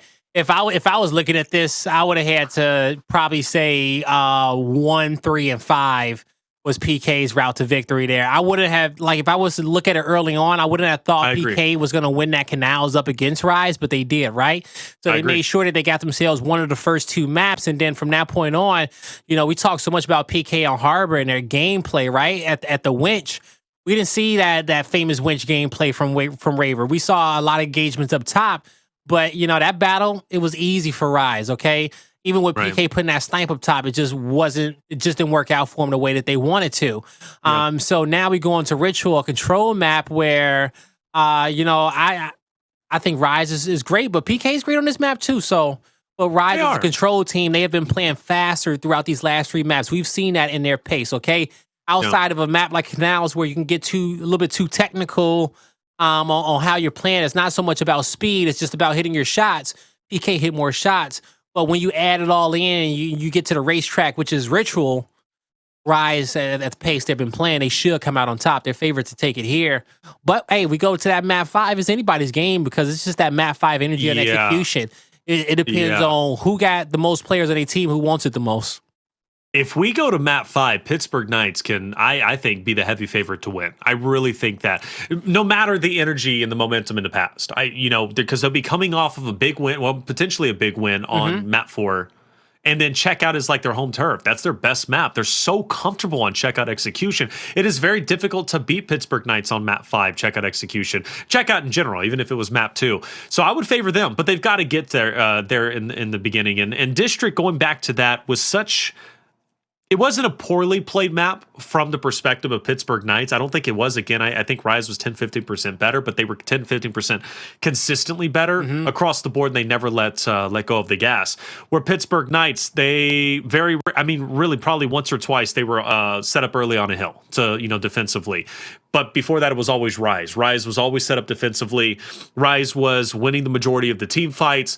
I really appreciated DeToX, Rushiez, and Avexys hiding in the shadows. They were doing that so incredibly well. And that's going to be amped up even more so, I think, to a 10 on Ritual, where you expect players to hide in the shadows. You expect players to be the linchpin, a guy who's just in a random area and he takes you down, who discombobulates your push and dismantles your rotation. You expect plays like that to happen on Ritual more so than you do on District. But I think it's going to be amplified. That's why I favor Rise. Their setups, everything, it's just looking on point. I don't see them losing. And in their mind, they've already won. They've already won. So what we saw on District Control is something that we're going to see here on Ritual. And honestly, for every control map, I call it the 1-2 combo off the start, right? Hill 1, Hill 2. How you play off of both of those will set you up for the remaining 4 hills that's in that cycle. But also, it seems like even when you reset, hills 1 and 2, they typically end off the map as well, right? So they kind of start off the map and they set you up for success at the end of the map also when we hit those second rotations. Who can be the most successful there? Rise had a better 1-2 combo on map number 1, okay, in both rotations, and that kept them. They felt like they won the first half and it set them up for victory in the second half. Now coming on to Ritual, we're going to see the same thing. I think that if PK can win that, hit them with that 1-2, win that first initial, get spawns for next, and contest there as well and keep that lead, they'll be able to have the rotation for every other hill after that. They'll be able to stay ahead of the game. And I think the Knights, they need that type of confidence. They need that pressure off their shoulders for them to really succeed. If not, they're going to feel like they're playing behind, all right? So even though you only get really one initial on control, it's still the most important fight of the game. You got to be good in it. And it's torque bow, too, on Ritual. Yep, so it's a big weapon coming out for it. And it's not like that on any other map. It's not like that on any other map where you get a power weapon for your start. You know, you get nades on Spire. Spire. Okay, you get nothing on District. You get a shot grenade on Regency. You get a bow on Ritual. It is in Reactor. You get Jack. No, Reactor. You get nades. No, Reactor. You get nades. Yeah, you get nades, but you don't get the bow. Ritual is the only map you win initial. You get the bow on. So true. It's true. Mm-hmm. Which ups the ante. Even more so, you know, it's kind of like placing a power weapon on the neutral for Escalation. You know, you up the ante. Not only you're fighting for the objective, but you're also fighting for the power weapon. And the same thing on Ritual, which the initial is going to tell us a lot. If Rise starts off hot and heavy once again, I mean, it might be easy to say, hey, Rise is taking this in map 4, you know. But PK, they're taking some added time. We're still waiting for the game to start. I'm okay with that. Pittsburgh Knights need time to reset and get their head into the game. You know, going from game to game to game after you've lost and you've taken some L's, like it hurts and it's hard to regain. Sometimes you got to take that breather, man. You know, just take your time, relax a little bit. That sounds like a personal problem to me. Like I don't care. It sounds like a personal recovery effort, bro. What about the winner? Okay, so now that I'm winning, I gotta get it. I gotta get ice. It's a strategy. I gotta get ice because I'm winning. Because you need time to timers. Get back in the field. We got timers. Okay, extend it out. Get back play in the field. Play within the confine of the rules, man. It sounds like you use that losers rule book a lot. Okay, if it gets me a W, baby. But I don't get many of them. Sounds like you're playing from behind a bunch.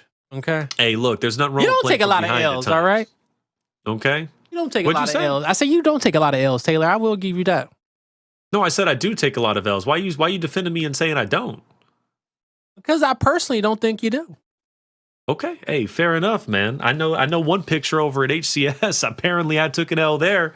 We had a nice photo, me and you know, shoulder to shoulder. We're even in height, basically. You're taller than me, but, you know, relatively even. The hat added on. But then you want to post the one where I look like a goblin, bro. I look like a dwarf, you know? I look like the dude, the dude from Lord of the Rings with the axe and the beard. With all 5 of us together, looking like the Avengers? Yeah, I look like in that photo. A man-child, bro. You only an inch or 2 shorter than me in real life, actually. 5 with my hair. I know. You know? But then again, I was also between 2 of our production guys who are massive in their own right. You know, they're just tall. They're they're bigger than you in every right.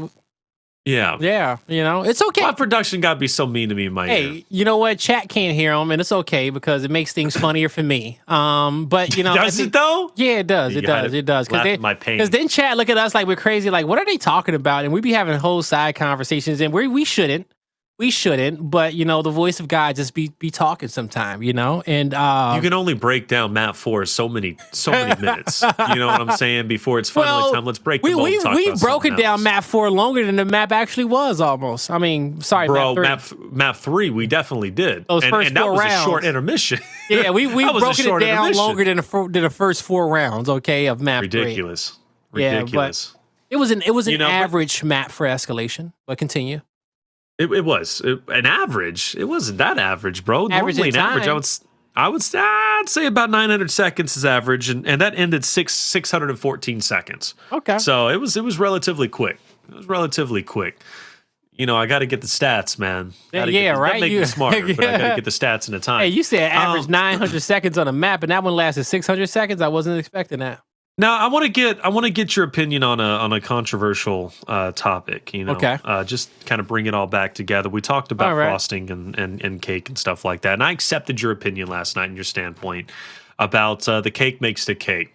But where I disagree with Jacob wholeheartedly, Blaze, is we talked about cream cheese frosting, and Jacob, being the controversial man that he is, said, "Well, red velvet is just garbage. It's not good. It's not considered true cake." What is your take on that, Blaze?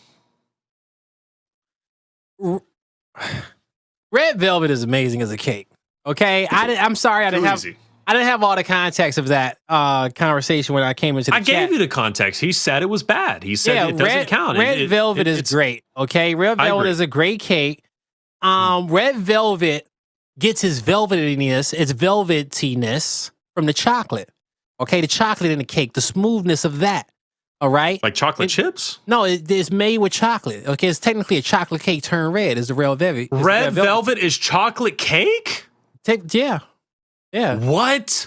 So it's just food coloring then, and it's just chocolate cake. Food coloring is in there. Yeah, you know, it's like you get some red velvet cakes that's it's super red, right? And they do use more of a white icing. I've seen it made with two styles, but red velvet cake it should be chocolate. What? So, huh? Yeah, really? Now I'm gonna double check myself. Shit, that's how I'm. Yeah.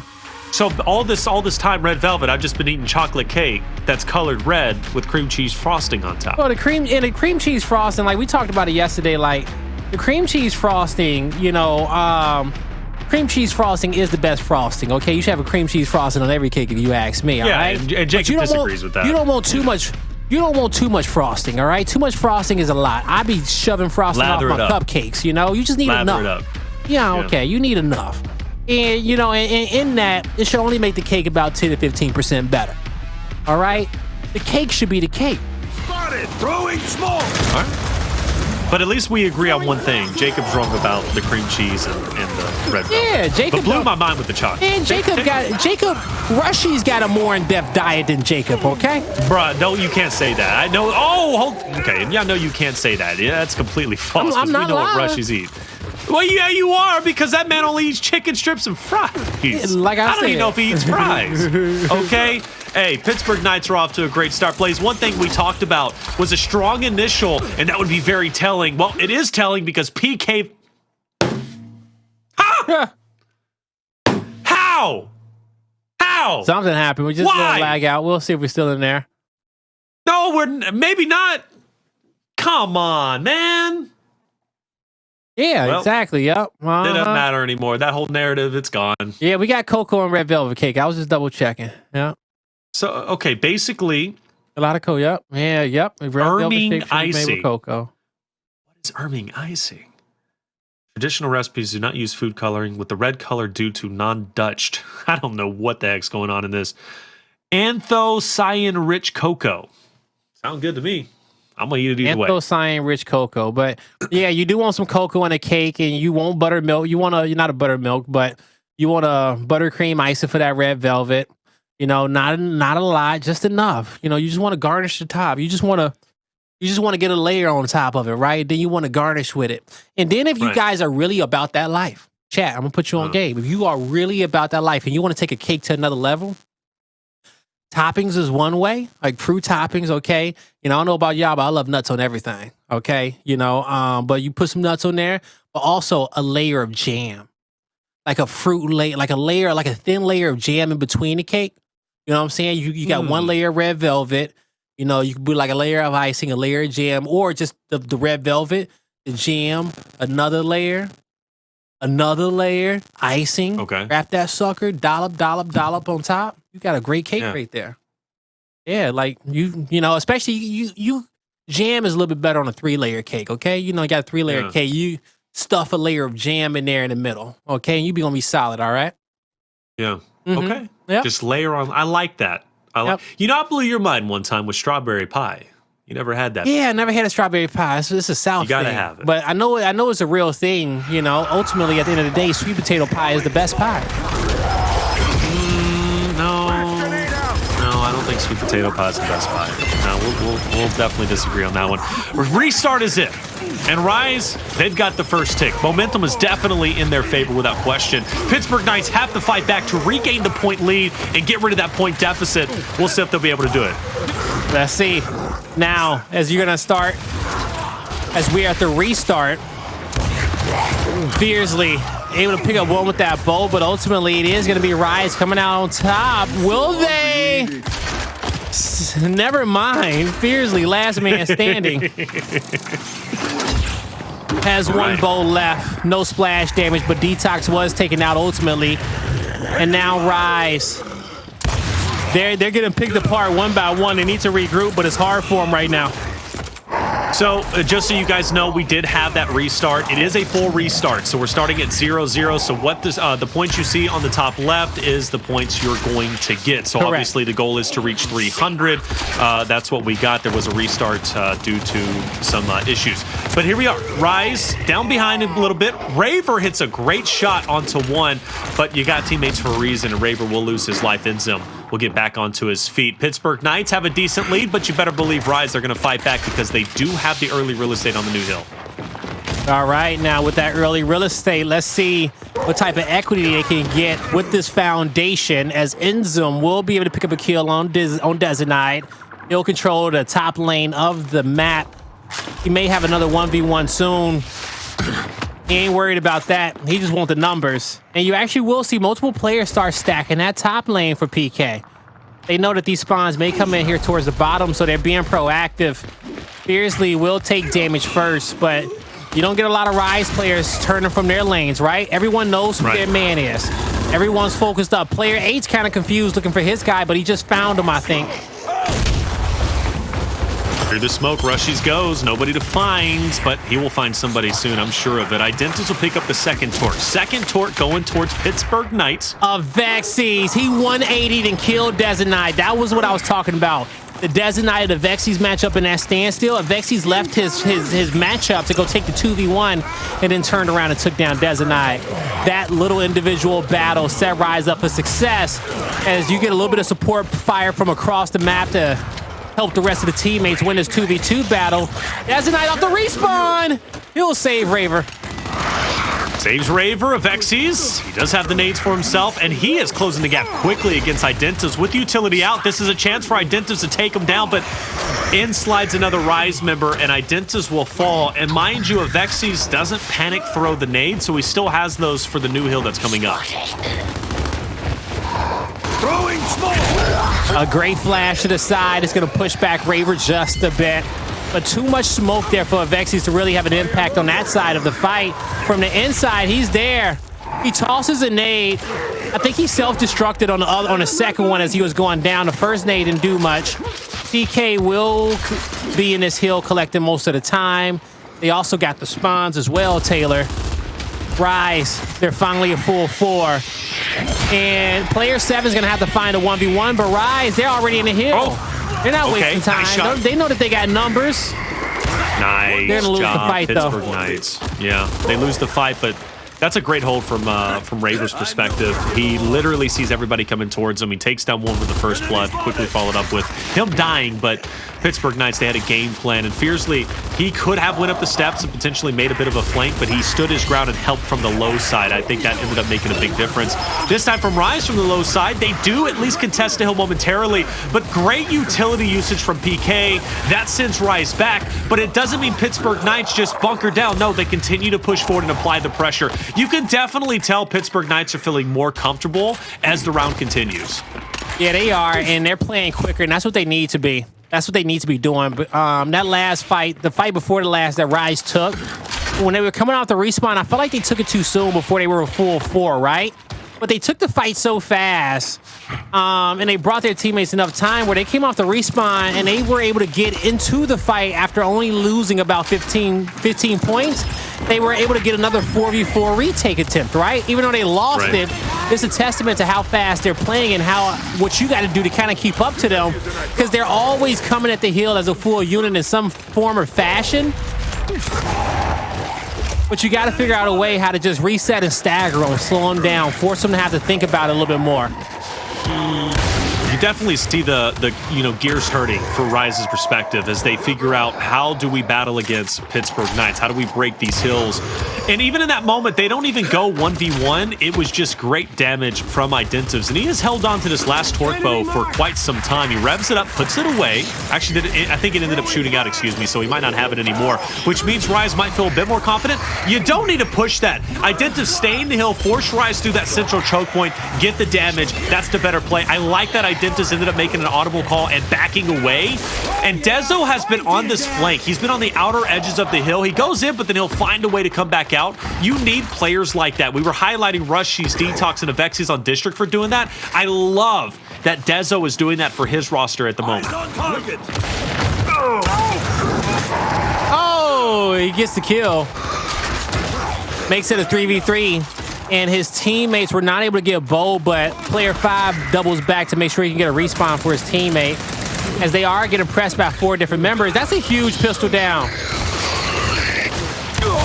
And they stay alive. They may come away with 3 kills here. It turns into a 2v2. All Rushiez has to do is stay alive, but now he gets shot in the back. A close spawn comes in for the Pittsburgh Knights. Rise, they're getting time, but here's the bow. They'll run back too to make sure that they can get that spawn up top. Wow. Avexys gets one of his teammates. He gets 2 of them. He gets all 4, and now they're back into the hill. It's amazing how comfortable Pittsburgh Knights lose compared to how they looked on District, and maybe even, obviously taking into account map 3. It really has made a big difference. They're pushing fights when they need to. They're feeling more confident. They're feeling more comfortable. It's there. It really is. It's like night and day, quite honestly. Avexys has not got any value with this torque bow, and he's not going to get any once the final torque has been sent flying. But either way, his teammates were able to pressure up and push up and ultimately gain control of the hill. Identivez will preserve his life. I think that was the best play. Oh, PK. They'll get the revive on Dezonide, Taylor. And now here comes INZEM and Avexys. Identivez looking to be the hero. A little bit too slow. Izzy. What you gonna do, Identivez? What you gonna do? Oh, missed too many shots. He brought Dezonide some time to get into the fight. Avexys says, get out of here. He finds 2. He says, stop challenging me. Stop it. Stop playing, man. This has been a great map for PK so far, though. 100-point lead. They're comfortable. This last hill was a scrappy one, but now, we say it all. We talk about it all the time, a game of momentum, right? And we always talk about when we feel like that momentum has officially shifted. I think we're dead even right now in this map, and the next team fight is going to be really important. You see Rise already into the hill. They're being annoying. That's why if PK can win his team fight, they can keep this lead up by at least 70-plus points. But if they lose this, Rise will put themselves in that position to officially tie it. Yep, I agree with you.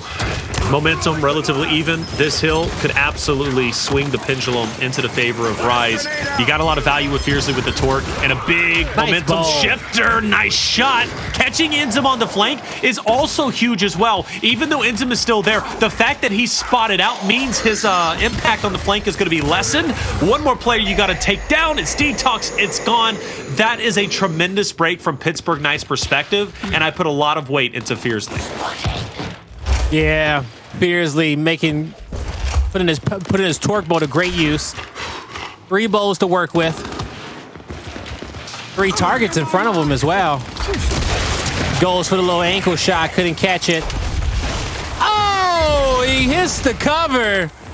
Bye-bye to him and Raver. Man, talk about a blunder of the day. You know what? If we could hit a series called Guys Goofs, that'd be on it. Guys Goofs? Guys Goofs right there. Wow, that really needs to be a thing. That needs to be a segment in the next season. major. Oh, no. Yeah, next. Okay, we'll be waiting a little bit. But Guys Goofs, honestly, you need to patent that and make like a podcast or YouTube series called Guys Goofs. That's incredible. Rise is coming back. Like we talked about the last hill meaning a lot. Well, this hill could be just as impactful. Now within striking distance of closing the gap, Pittsburgh Knights have definitely been tapered off, and they can't confidently push up. Maybe counting the torques, waiting for DeToX to send the last one flying, but no, they're up, they're going, and the torque boat's going to be missed. An opportunity for PK. Identivez can continue to push up. Rises on the back pedal. Nice nade from Fearzly to take down DeToX. Still, Avexys is in it. He does hit at least one, but it's off in the distance, and Raver's on the hunt. He is on the hunt. He finds his next 2 targets, but they're fighting back. They're not going down without a fight. You can't reel him in. You got more coming out. But he'll back up. The net is cast, and they're catching enough food to eat. As PK, they cross the 200-point marker. They're collecting a lot of time, and now as they're rotating for next, they're winning their battles as well. A great way to take that fight from PK. They took it at an angle for them to move back and take over the spine, but they were also helping each other as they were falling back for the power positions. Raver pushing up, 3 more bolts to his name. Rise pretty decently far across the map, and Raver is more focused. I like that spot from Raver because he gets best of both worlds. He sees the right, sees the left. He's kind of got a good idea of what's taking place. Shot onto Rushiez, not going to connect. Another one onto INZEM. Again, doesn't connect. One more remains. Connecting onto anybody at this point would be great. And he finally hits that shot. In fact, gets splash damage onto Rushiez. Rushiez will fall, so he gets 2 for 1. Even dodges the shot on Avexys, and he picks up the 3rd. Talk about getting value with the last torque. Now Raver, man, he got me flexing right now. Boy, I want to pick up my shotty and shoot some shots too, okay? Everybody been talking about Blaze in his prime and Blaze in his heyday. I ain't as good as these guys, but man, they make me want to pick up the sticks. And Raver, as he is just jamming, ducking and dodging, almost wins another 1v1. PK looking to send us to a map 5. Taylor 40 points away till victory. That's it. Guys, they got to do something about it. They got to try to slow him down now, but it seems like it's spiraling out of control. The later half of this map has erupted into chaos, and Rise can't navigate it. They're on a decline right now, Taylor. They definitely are. Identivez, he's chasing.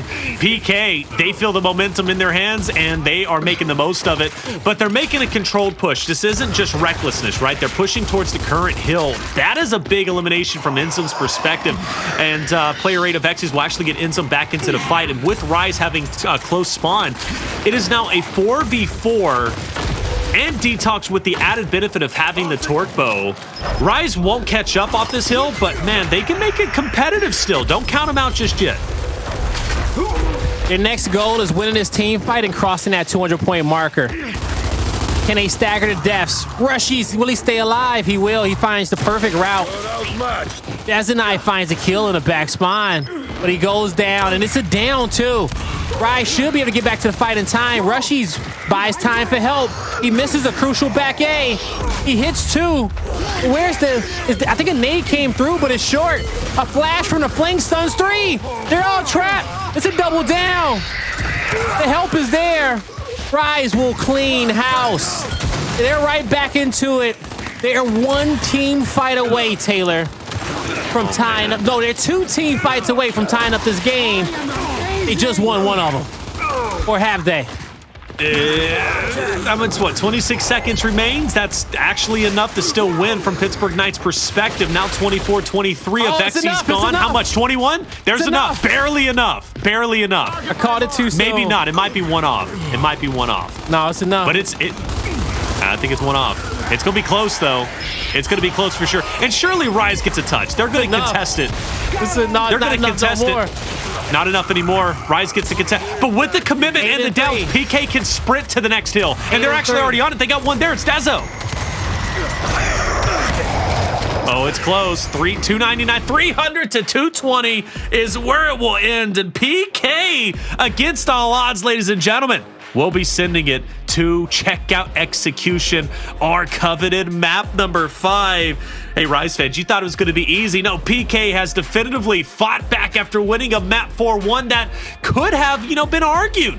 Shouldn't have went their way, but yet it does with the heroic efforts. The momentum has shifted. Map 5 CheckoutExecution will be coming up after the break.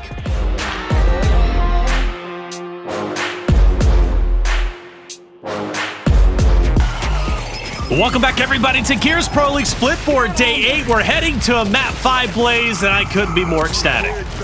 Oh, yeah? You don't sound too happy about it. Why are you peeking your mic? Why are you peeking your... Blake, hey, calm down, man. Hey, Yeah. we good out here, Blake. Yo, why are you peeking your mic? You so catfish, you almost broke the broadcast, okay? What? You know what I'm saying? How are you salty That ain't because show we're going flow. to a map 5 and you could be 0-3 in predictions today? You happy as hell. Bruh, I know. You happy. I feel you your excited. pain. You excited. I'm not going to go 0-3 in predictions today, though. That's what's not going to happen. Why are you All right? so I'm not doing it. aggressive? I'm not doing that again. I'm sorry. Did I come in hot? I'm my bad. You came in so hot, your mic said enough is enough, Blake. You got to chill, bro. I can't keep up. Blue, I gotta be delicate with my microphone sometimes. You know, I love this blue microphone, okay? I do. I truly do. But at the end of the day, we're going to the Map 5, and that's where most of my excitement's coming from. Granted, you know, Rise, I did pick them to win. You know, this last two, the last, you know, it's been back and forth, right? They lose map number 1, it was. No, they lose map number 2. They win 3, they lose 4. Hey, are they gonna win 5? We'll see.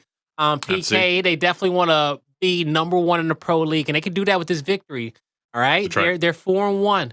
All they got to do is beat Rise right here, get that extra win, and they'll give them that loss in that tally. Yeah, it's going to be a fun one for sure. Last time they played in E-Days, Pittsburgh Knights beat Rise 6-2. It was truly a beatdown. But this series, one key takeaway is it's not playing like E-Days at all. We've already seen 2 of the same maps from last E-Days. That was won by Rise, which on E-Days was won by Pittsburgh Knights.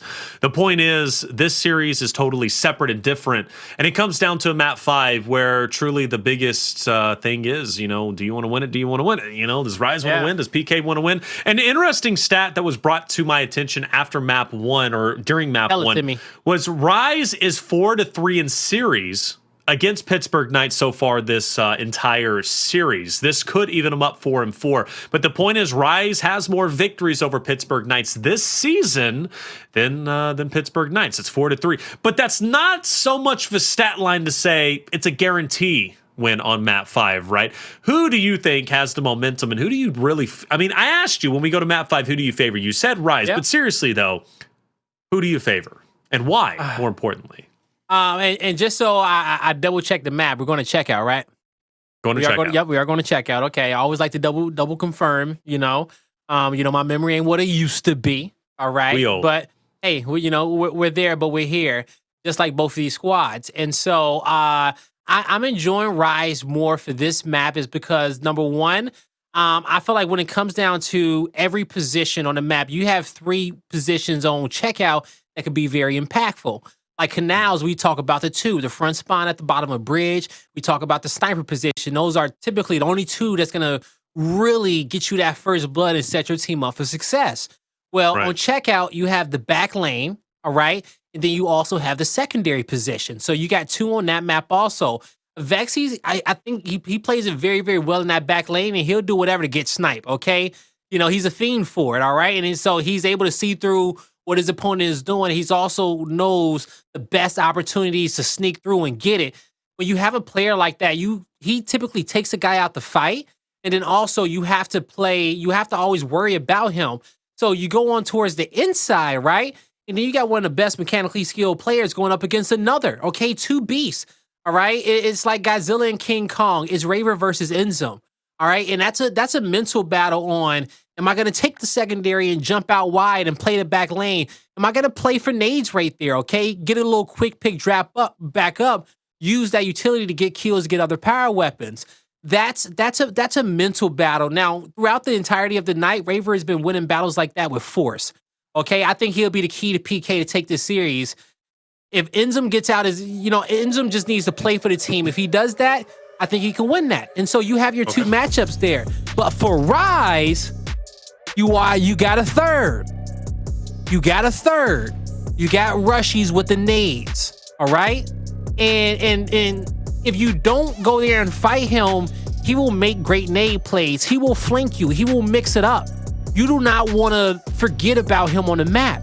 And so he is deadly in that position. So I think they got 3 options of attack where traditionally, even all of our top teams have been gearing more towards that platform play of incineraries or going out wide and getting sniped, right? They gear a lot of their strategies towards that. you still see the Pioneers and Handles in positions where he'll get the nades and he'll make big plays. But, you know, outside of those two teams, for the most part, everybody only got 2 threats on this map. Yeah. And you broke that down. I mean, there's nothing that I can even say, right? I mean, to add on to that, you literally broke down every position and all roles and all players. But definitively, who are you going with? Rise. For map 5. They got 3 options. I don't think PK got the third option. I don't think they have a 1v1 presence over there at the nades. I don't think that's in their strat book. They want to stay together. They want to win with speed, okay? Rise is able to on some rounds, right? And that's sometimes the difference in a series like these. 1 or 2 rounds that you can take away, that you don't have to get away by force, but you can outthink them. Well, I think Rise knows how to play to that PK aggression and let Rushiez make some successful nade plays, all right? And then when he doesn't make those nade plays, you'll see him attack out wide and get sniped. Sometimes they'll do them both at the same time, okay? And they know that, you know, they didn't create a sandwich of nades coming at the flank and then creating opportunities for Avexys with the snipe. So I think PK will win with sheer force if they take this map. And sheer force. The 3 out wide. Raver, you know, getting first bloods in the middle, utilizing their numbers. I think that's how PK wins this map. But Rise, they got another option. Well, I mean, the 1v1 spot is definitely another option. But that option is going to be left empty-handed if the fight, like you said, pure just sheer will and aggression from PK, if they take the 4v3 on checkout, and they finish it quick enough, that single player isn't going to amount to much. And Pittsburgh Knights love going for the snipe down low. That's the thing is, if they're quick enough, that's what we're going to find out. Is Rushiez going to be quick enough with his nade tosses? We're going to see. He got some lineups, boy. Yeah. Okay? Yeah. Yeah. I mean, Canals. Canals went to the way of PK. You know, they were down and they came back. You know, so that also is another factor. You want to talk about a third factor? We're 3-3 because they have that comeback ability, baby, and they managed to do it. Okay. So, all right, got the comeback ability. Hey, we're heading into map 5. It's anybody's ball game, and this is going to be a battle without question. And for Rise, Pittsburgh Knights, destiny is within their fingertips, and I don't know. I'll be honest with you. I don't know who's going to win it. I've obviously favoring PK. They were my prediction. Rise is in the side of Blaze. He is going really deep to justify it, and I can't hate him. Just stated facts. I can't hate him. Did I say it? Lie? Like I don't. Okay, so check this out. I just don't think PK got a presence in a 1v1 lane at nades. I just don't think they play it. Am I wrong or am I right? I'm not mad at you again, Blaze. Hey. I'm not angry with you. I'm not. Do I sound sassy or aggressive right now? I'm not trying to be Taylor. You my co-caster. You know I got love for you. You better stand on your 2 toes. Hey, look. Whoa, my 2 toes. You think I'm a ballerina? I'm not that agile. Nah, okay? I think you're going to get height where you can. That's a fact. And that's an absolute fact, bro. If I got to stand on monitor boxes, I'm going to stand on monitor. And check this out. It'd be like Merc and Maven, bro. You're going to be Maven. I'm going to be Merc standing on a I don't even know what he stands on. But I'm going to do a box. Yeah, a little bitty box, right? Maven's just really tall. Okay, Merc is not like short. You know, Merc is average height. He's my height, actually. Yeah. I think I'm a bit taller than him. Mm-hmm. From what I remember. And what I was going to say before was that, you know, if any of the pro players out there think I'm wrong on that, and PK do got a strong presence in a 1v1 lane down there in nades, hey, let Blaze, me know. you're not wrong. I'm just trying to poke the bear. I'm be honest with you. I'm just trying to create tension. Yeah, you know, I'm having fun with it. Okay, don't back down. Shoot. But I'm sorry if I'm going too deep. I don't think you're going too deep. You know, I'm not trying to be argumentative. I'm just trying to have fun. You know, it's fun. Blaze, you know, because you got me outclassed with some good reasons. All right, from Rise's perspective, I'm gonna be real with you. I'm kind of an empty jar. Okay, then don't force it. Just say don't force it. Then okay, seek help. Phone a friend. Ask chat if you need to. Okay. I'll call Jacob. If Jacob was in chat, I'd be asking him. Matter of fact, I tell you what, I will call Jacob right now, and I'm going to see what he thinks. Who's winning map 5, and we're going to figure this out. We're going to figure this out because Jacob's going to be the ultimate decider, and if Jacob doesn't answer, I'm going to call Colin, and then Colin. Well, we already know Colin's going in. You going FaceTime? All right. I can't. I don't have FaceTime because I got Android. It's just that's the reality of my world, you know. So, and Jacob's not going to answer because he's probably out there giving Red Velvet a second try. okay? Or he's trying Force's ingredient of, or Force's way of cooking chicken, boiling it, you know, and having the minerals and the calcium, the natural minerals and calcium in the water be his flavor. Well, so, yo, check this out. I'm gonna just say this: if you've ever eaten boiled chicken in your life, I'm pretty sure that whoever made that for you made it out of love. So, and you've been through some things, okay? So I hope it was good. I hope, you know. Hey, is that Colin and Crow Clark? Is that you? Yes, sir. Hey, listen, I hear you listening to us. We're live right now, so just watch what you say. All right. I had to call because I've heard enough about Blaze and his you know, justifications and this and that. You know how smart he is, Colin. You know how smart he is. Okay. Who wins map 5, Colin? You know, map 5, I said it earlier today in our Pro League Cash chat. I say the same thing right now. I think Rise is going to come out map 5, fire on all cylinders. They've shown they're one of the most composed teams over the last couple of months. I think they're going to have the composure to go forward in a map 5, get a victory, get a dub over the Pittsburgh Knights. But I think this has been probably the best series we've had, even in the last major. I like this matchup more. This has been more entertaining. There's been more big plays. There's been more comebacks, more take and give by both of these squads for the past couple of maps. This 2-2 has been outstanding. Can't wait to see the finish of it. You two have called the action picture perfectly. This has been quite the finish to a Pro League night. But who wins? Rise or Pittsburgh Knights? Who wins map 5? I said Rise. You said Rise. Why is everybody going Rise? Oh, sure.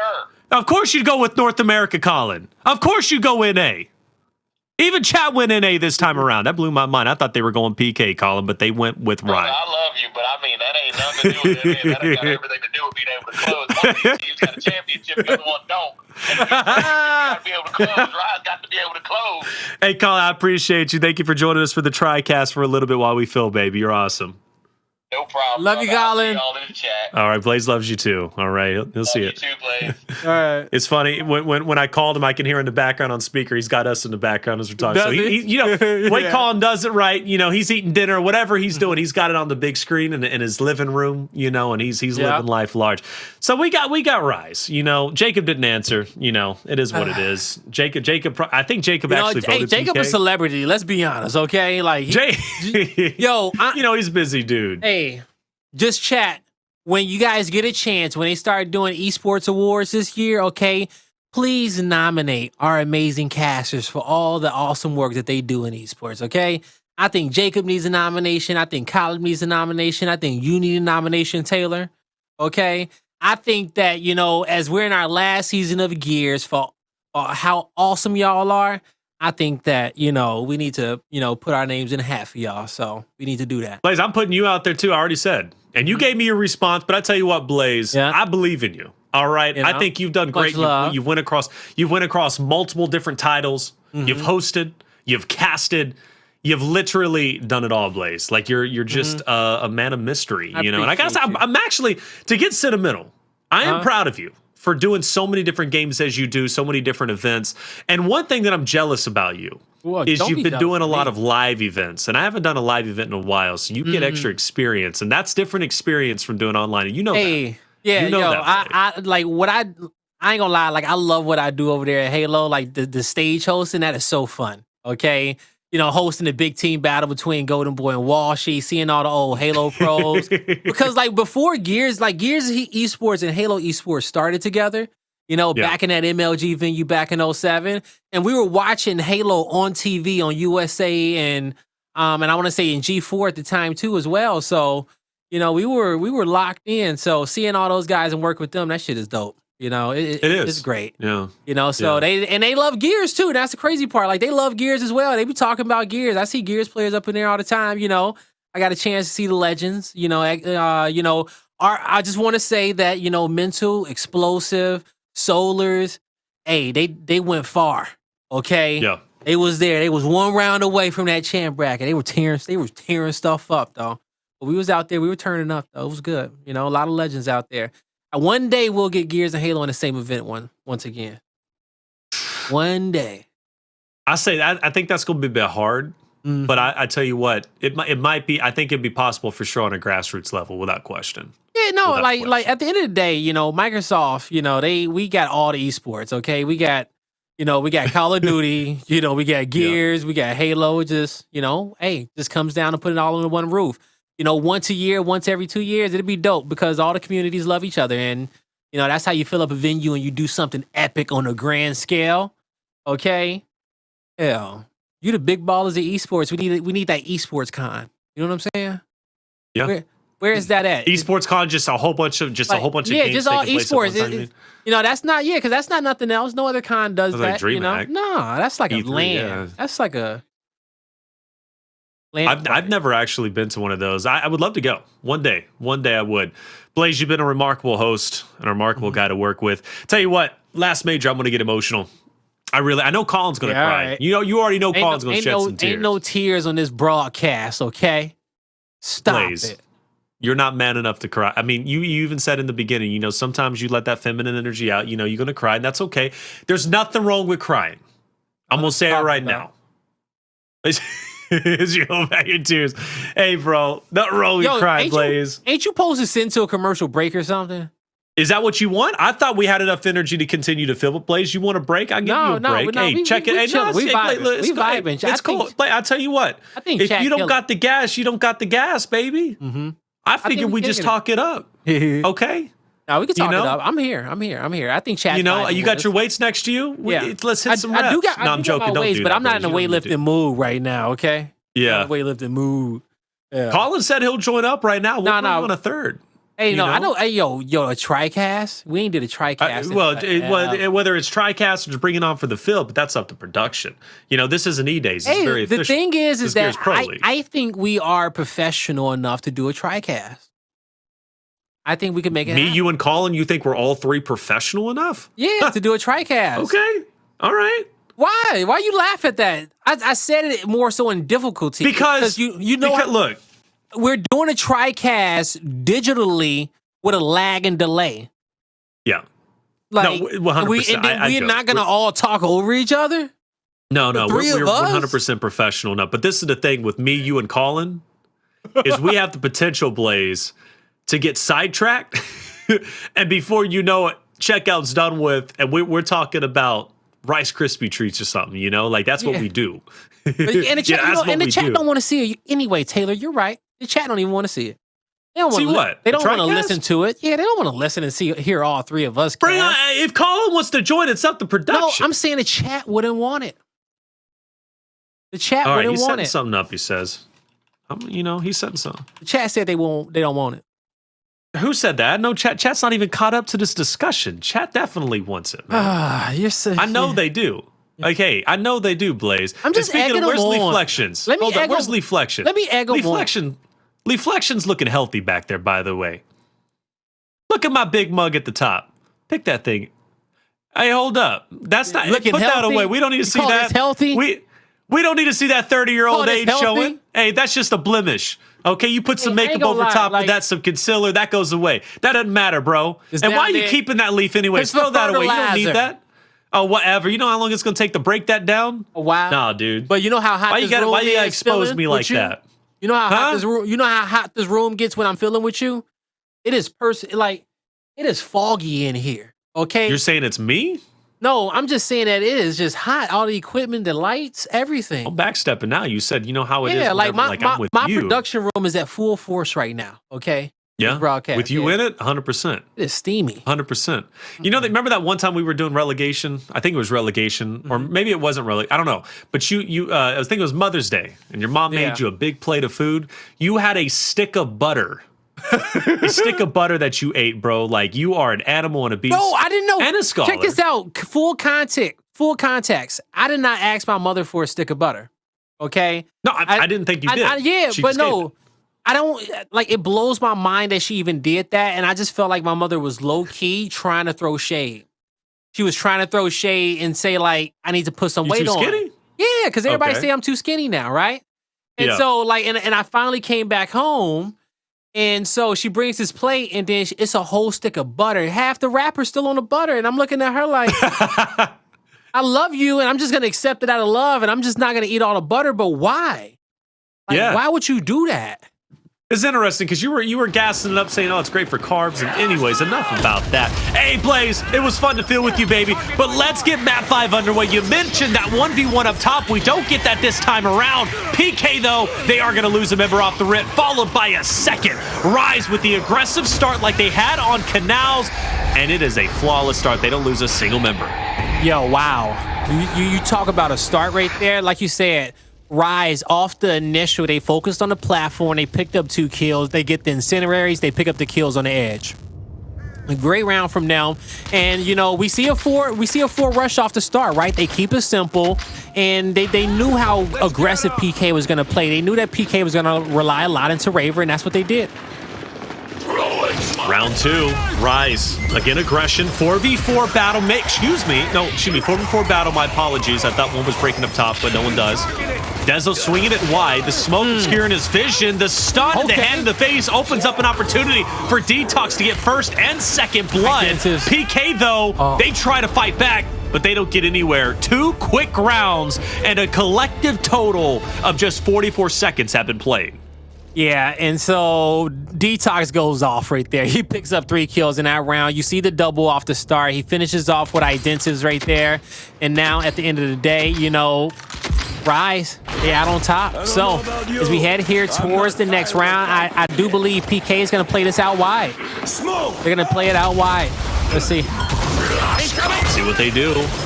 First blood once again going to Rise. INZEM taking down Raver. Pittsburgh Knights again on the back foot. But they pressure up. They press on. That's all you can do. Instant thrown. It does get some hit markers. Several of them, in fact. But it's not enough. Even so, Pittsburgh Knights continue to battle again and again. But a big body shot plus another elimination, and Identivez will fall. Blaze, this isn't even close. This ain't close at all. And then you know what it is? You see PK, he comes through, they come through, they get the incendiaries, and they get 2 duds. Then they back up, and next thing you know, they're in a trap. And next thing you know, the long shot comes through, and they get those downs. And now we head into the second half. Can an act of God come through? What can PK do? Colin. I had to win a whole bunch of rounds in a row. Jesus. What you doing here, dude? Sometimes I just bust up in the room. You ain't lock the door, I'm gonna come through. Oh no, that's concerning, man. I'm gonna watch out on Halloween. They're getting chaotic, and we know how PK can play in chaos. They get their first round on the board. Colin, you may have been just what they needed. Who would have thought PK needs you the most? I swear, oh God, I'd have never seen that coming in my whole life. Colin's the curse. Confirmed, by the way. He joins and all of watch it. Hey, watch Rise lose 6 rounds in a row as soon as Colin joins the broadcast. Yo, my man is putting that in the sauce. He's putting that in the cauldron. He's putting that in the universe, Blaze. I don't need that. I don't need that on my conscience. I don't need Rise Nation on my conscience. Oh my God. Well, you know what? Hey, just be quiet. I'll take the rest of it because Rise, as they're gonna back up here, they're looking to win this round. Up 3-1. Raver gets the incendiaries, but he doesn't live. He gets back down. Avexys on the flank. The Lancer is there, still a 3v3. PK with an advantage. Rise trapped in the middle. INZEM doesn't get a kill. Then Rushiez goes down. Okay. PK slowly but surely, Taylor. Yeah, quickly and surely coming back. It's 3-2. That's 2 definitive rounds, rounds 4 and 5. Colin, what have you noticed so far?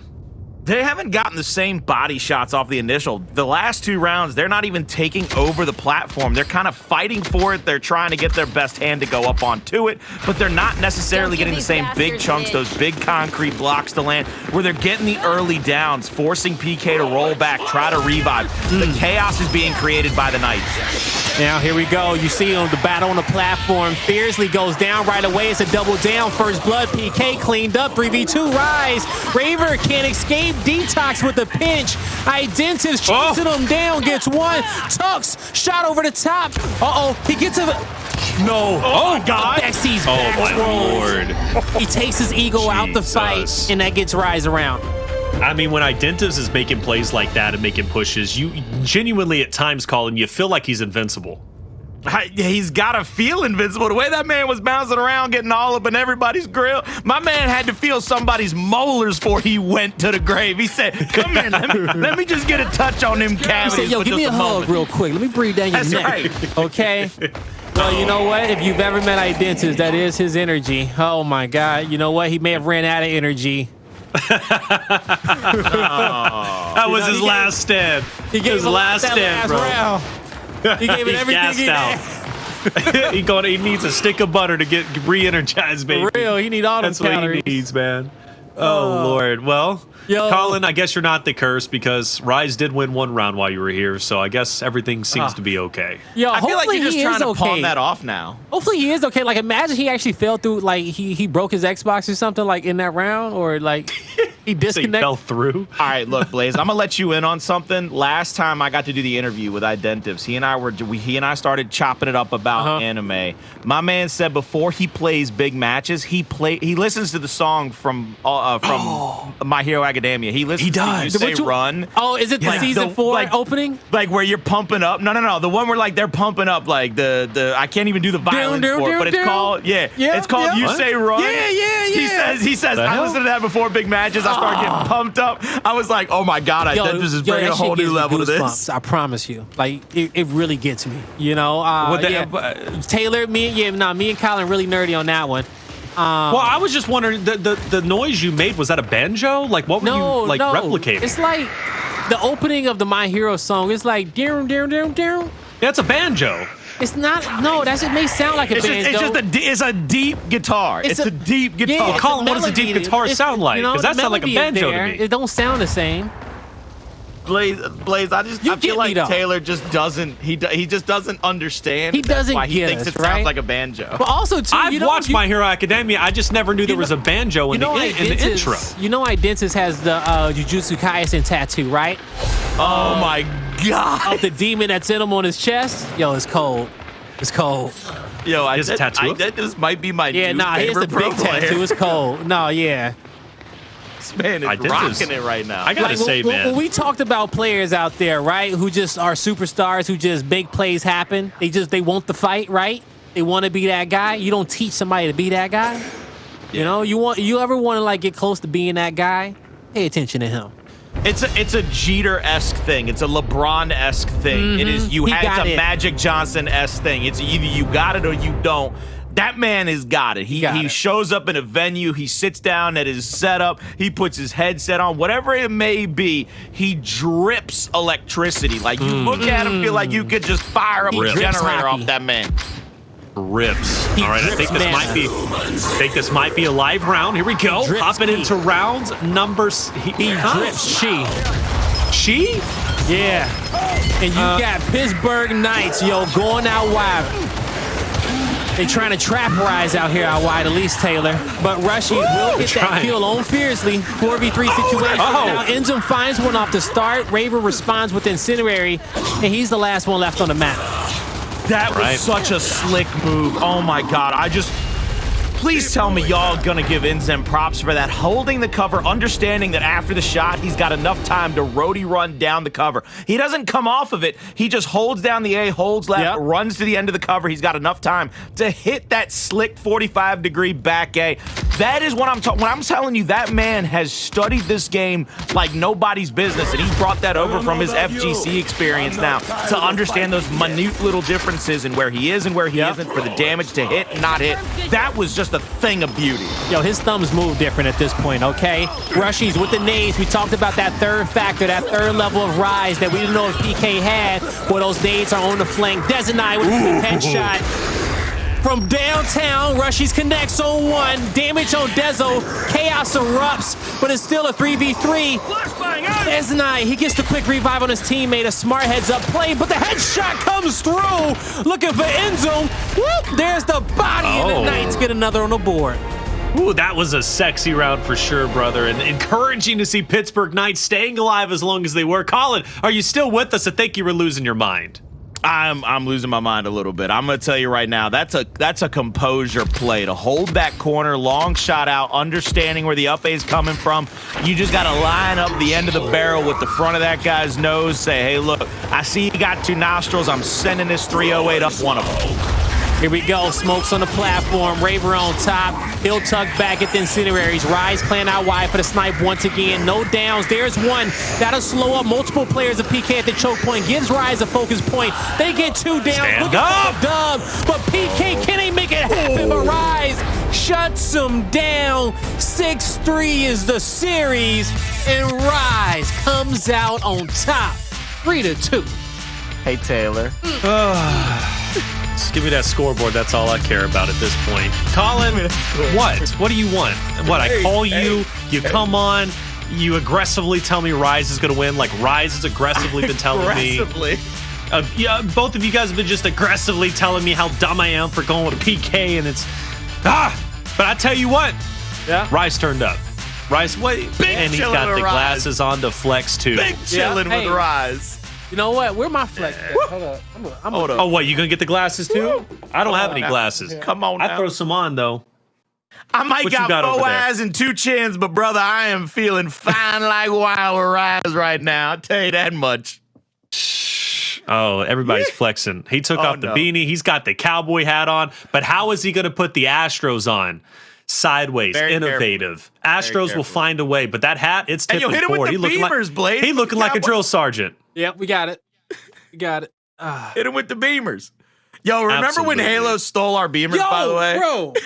Dude. And they say imitation is the finest form of flattery. I was pissed. I was a little angry too. Blaze hit me with the DM. I was like, wait a minute. Hey, All right? well, check this out. And, you know, context behind the Beamers is that me and Colin is so futuristic, okay? Well, we can predict every series I'm just not here. to a T. And we know it because of our Beamers. Colin's so futuristic with Blaze. All right, here we go. Well, you know what, guys? Hey, we have had a fantastic show so far throughout the day. Let's get you guys up to date on our results, okay? Now, but we got to go look at the maps of the series. I'm kind of We got to figure out. You know, it was a great series. You want to recap it? It was 3-2. It was 2-2 going into map 5. I think that ritual was just one of the best rituals I've gotten to witness in a long time. But all of these maps were good. Not one of them disappointed in any way, shape, form, or fashion. None at all, man. This was a wild series, and interesting that we see a control one from Rise, an execution one from Rise. Same thing can be said for obviously Pittsburgh Knights winning an execution and winning a control. But Harbor seemed to be the middle ground where Rise actually took the advantage. I mean, Escalation, even though it's only played once, I think we can all agree, like, the impact of that one game mode only played once is tremendous. It's either the turning point in a series, or it could very well set you up for obviously a successful series. In this case, it does for Rise. But Escalation, even though played once, still has a ton of value. Yeah, no, that's true. You know, it definitely is. You know, you see them trade off the other 2 game modes, but in the middle of that series, you know, Rise, that map 3 really told a tale of the tape. You know, they were evenly matched across the board elsewhere. But I still think, though, the executions hold a little bit more weight just because that map 5 is a lot of pressure, right? Sure. You know, so having to hold that, I think Rise did show that, you know, ultimately they were the better execution team and they were the better escalation team, but you know, the control 50-50. Hey. Is it? All right. Yep, Hey, look, man, it's been a good that's all I gotta series. say. The control 50-50, I add some more to it. You know, ultimately it'll make it, you know, if it flipped each way. You know, Rise still got one, you got one control, but you know, the rest of those series is just more weight. You know, Rise handled the pressure better.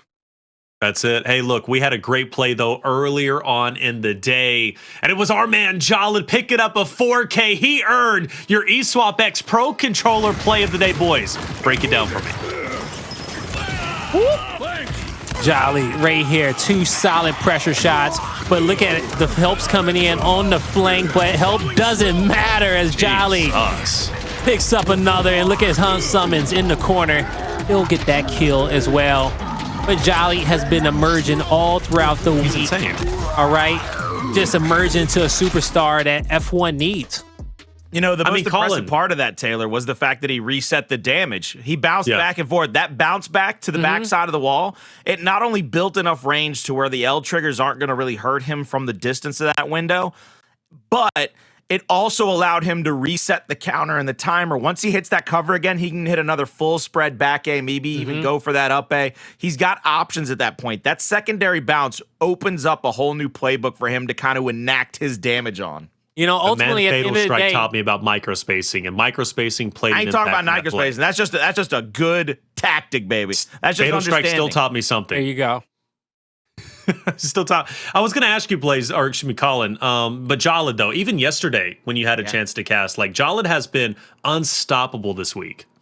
Jalad has probably been the best player on planet Earth. I mean, God's green Earth has had 7 billion people walking around on it. Jalad's probably the best one playing the last 7 days on Gears Esports. That boy has been putting people to the bricks, sending them to the sidewalk, showing them the door.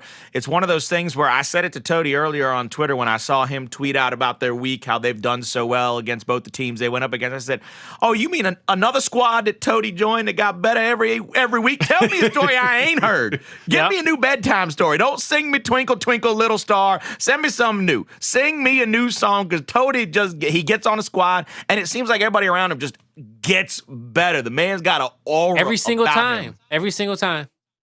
I can't bet against Blaze, that one Colin. again. No, you can't. And you keep doing it, Blaze. Stop doing it.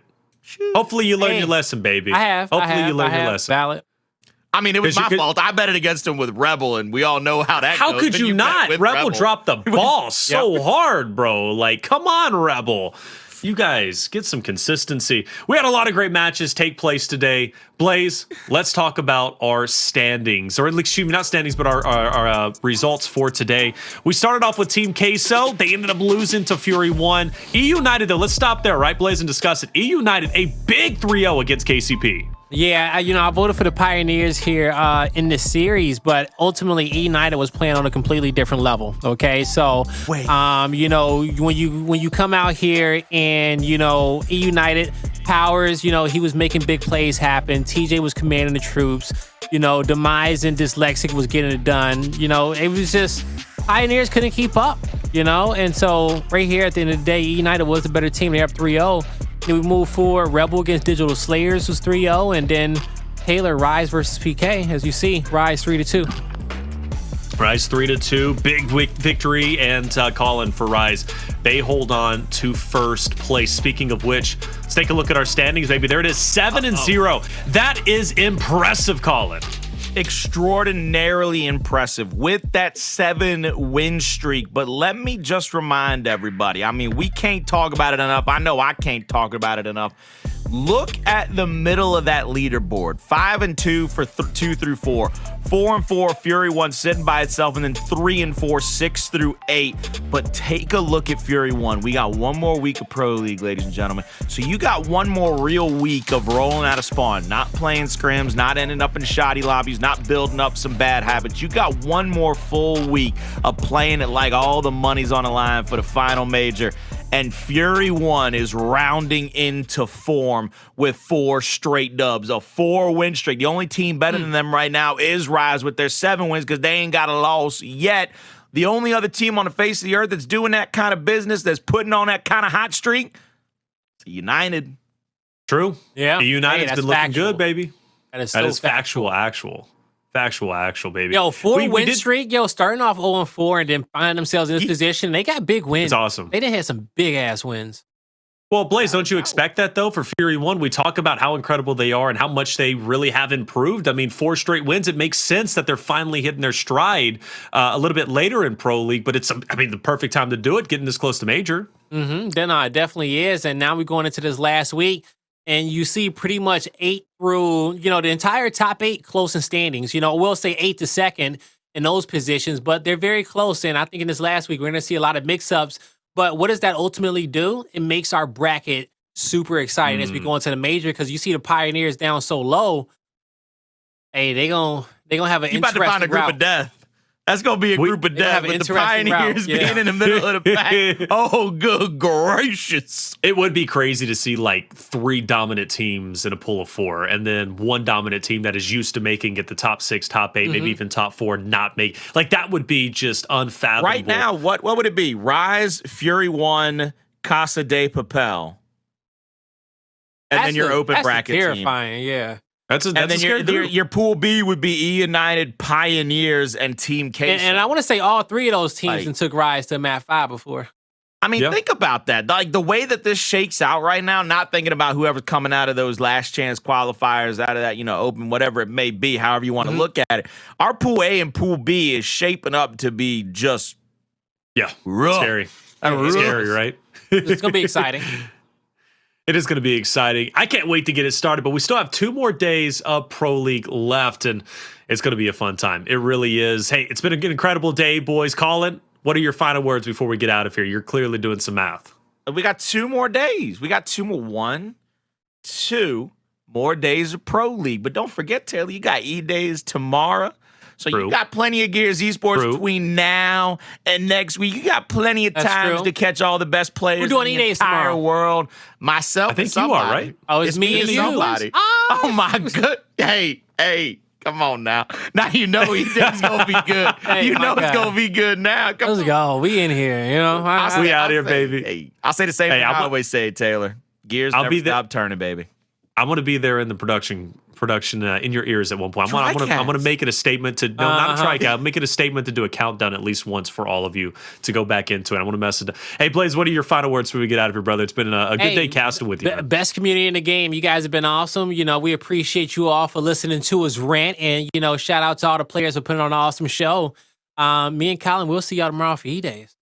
It's going to be a fun time. E-Days tomorrow, UMG Gaming. Check them out on Twitch, 5 Eastern. We would love to have you. Hit the follow button here on Xbox if you haven't already, because Gears Pro League will return for the final week of our final split and final season for the final 2 days next week, Tuesday, 5 Eastern. But for myself, Taylor Reflections Noble, Guy Blaze, Colin DeCrow, Clark, our production team, and you in chat, thank you once again for being here. And again, UMGgaming.com or UMG Gaming tomorrow, 5 Eastern, E-Days. We would love to have you.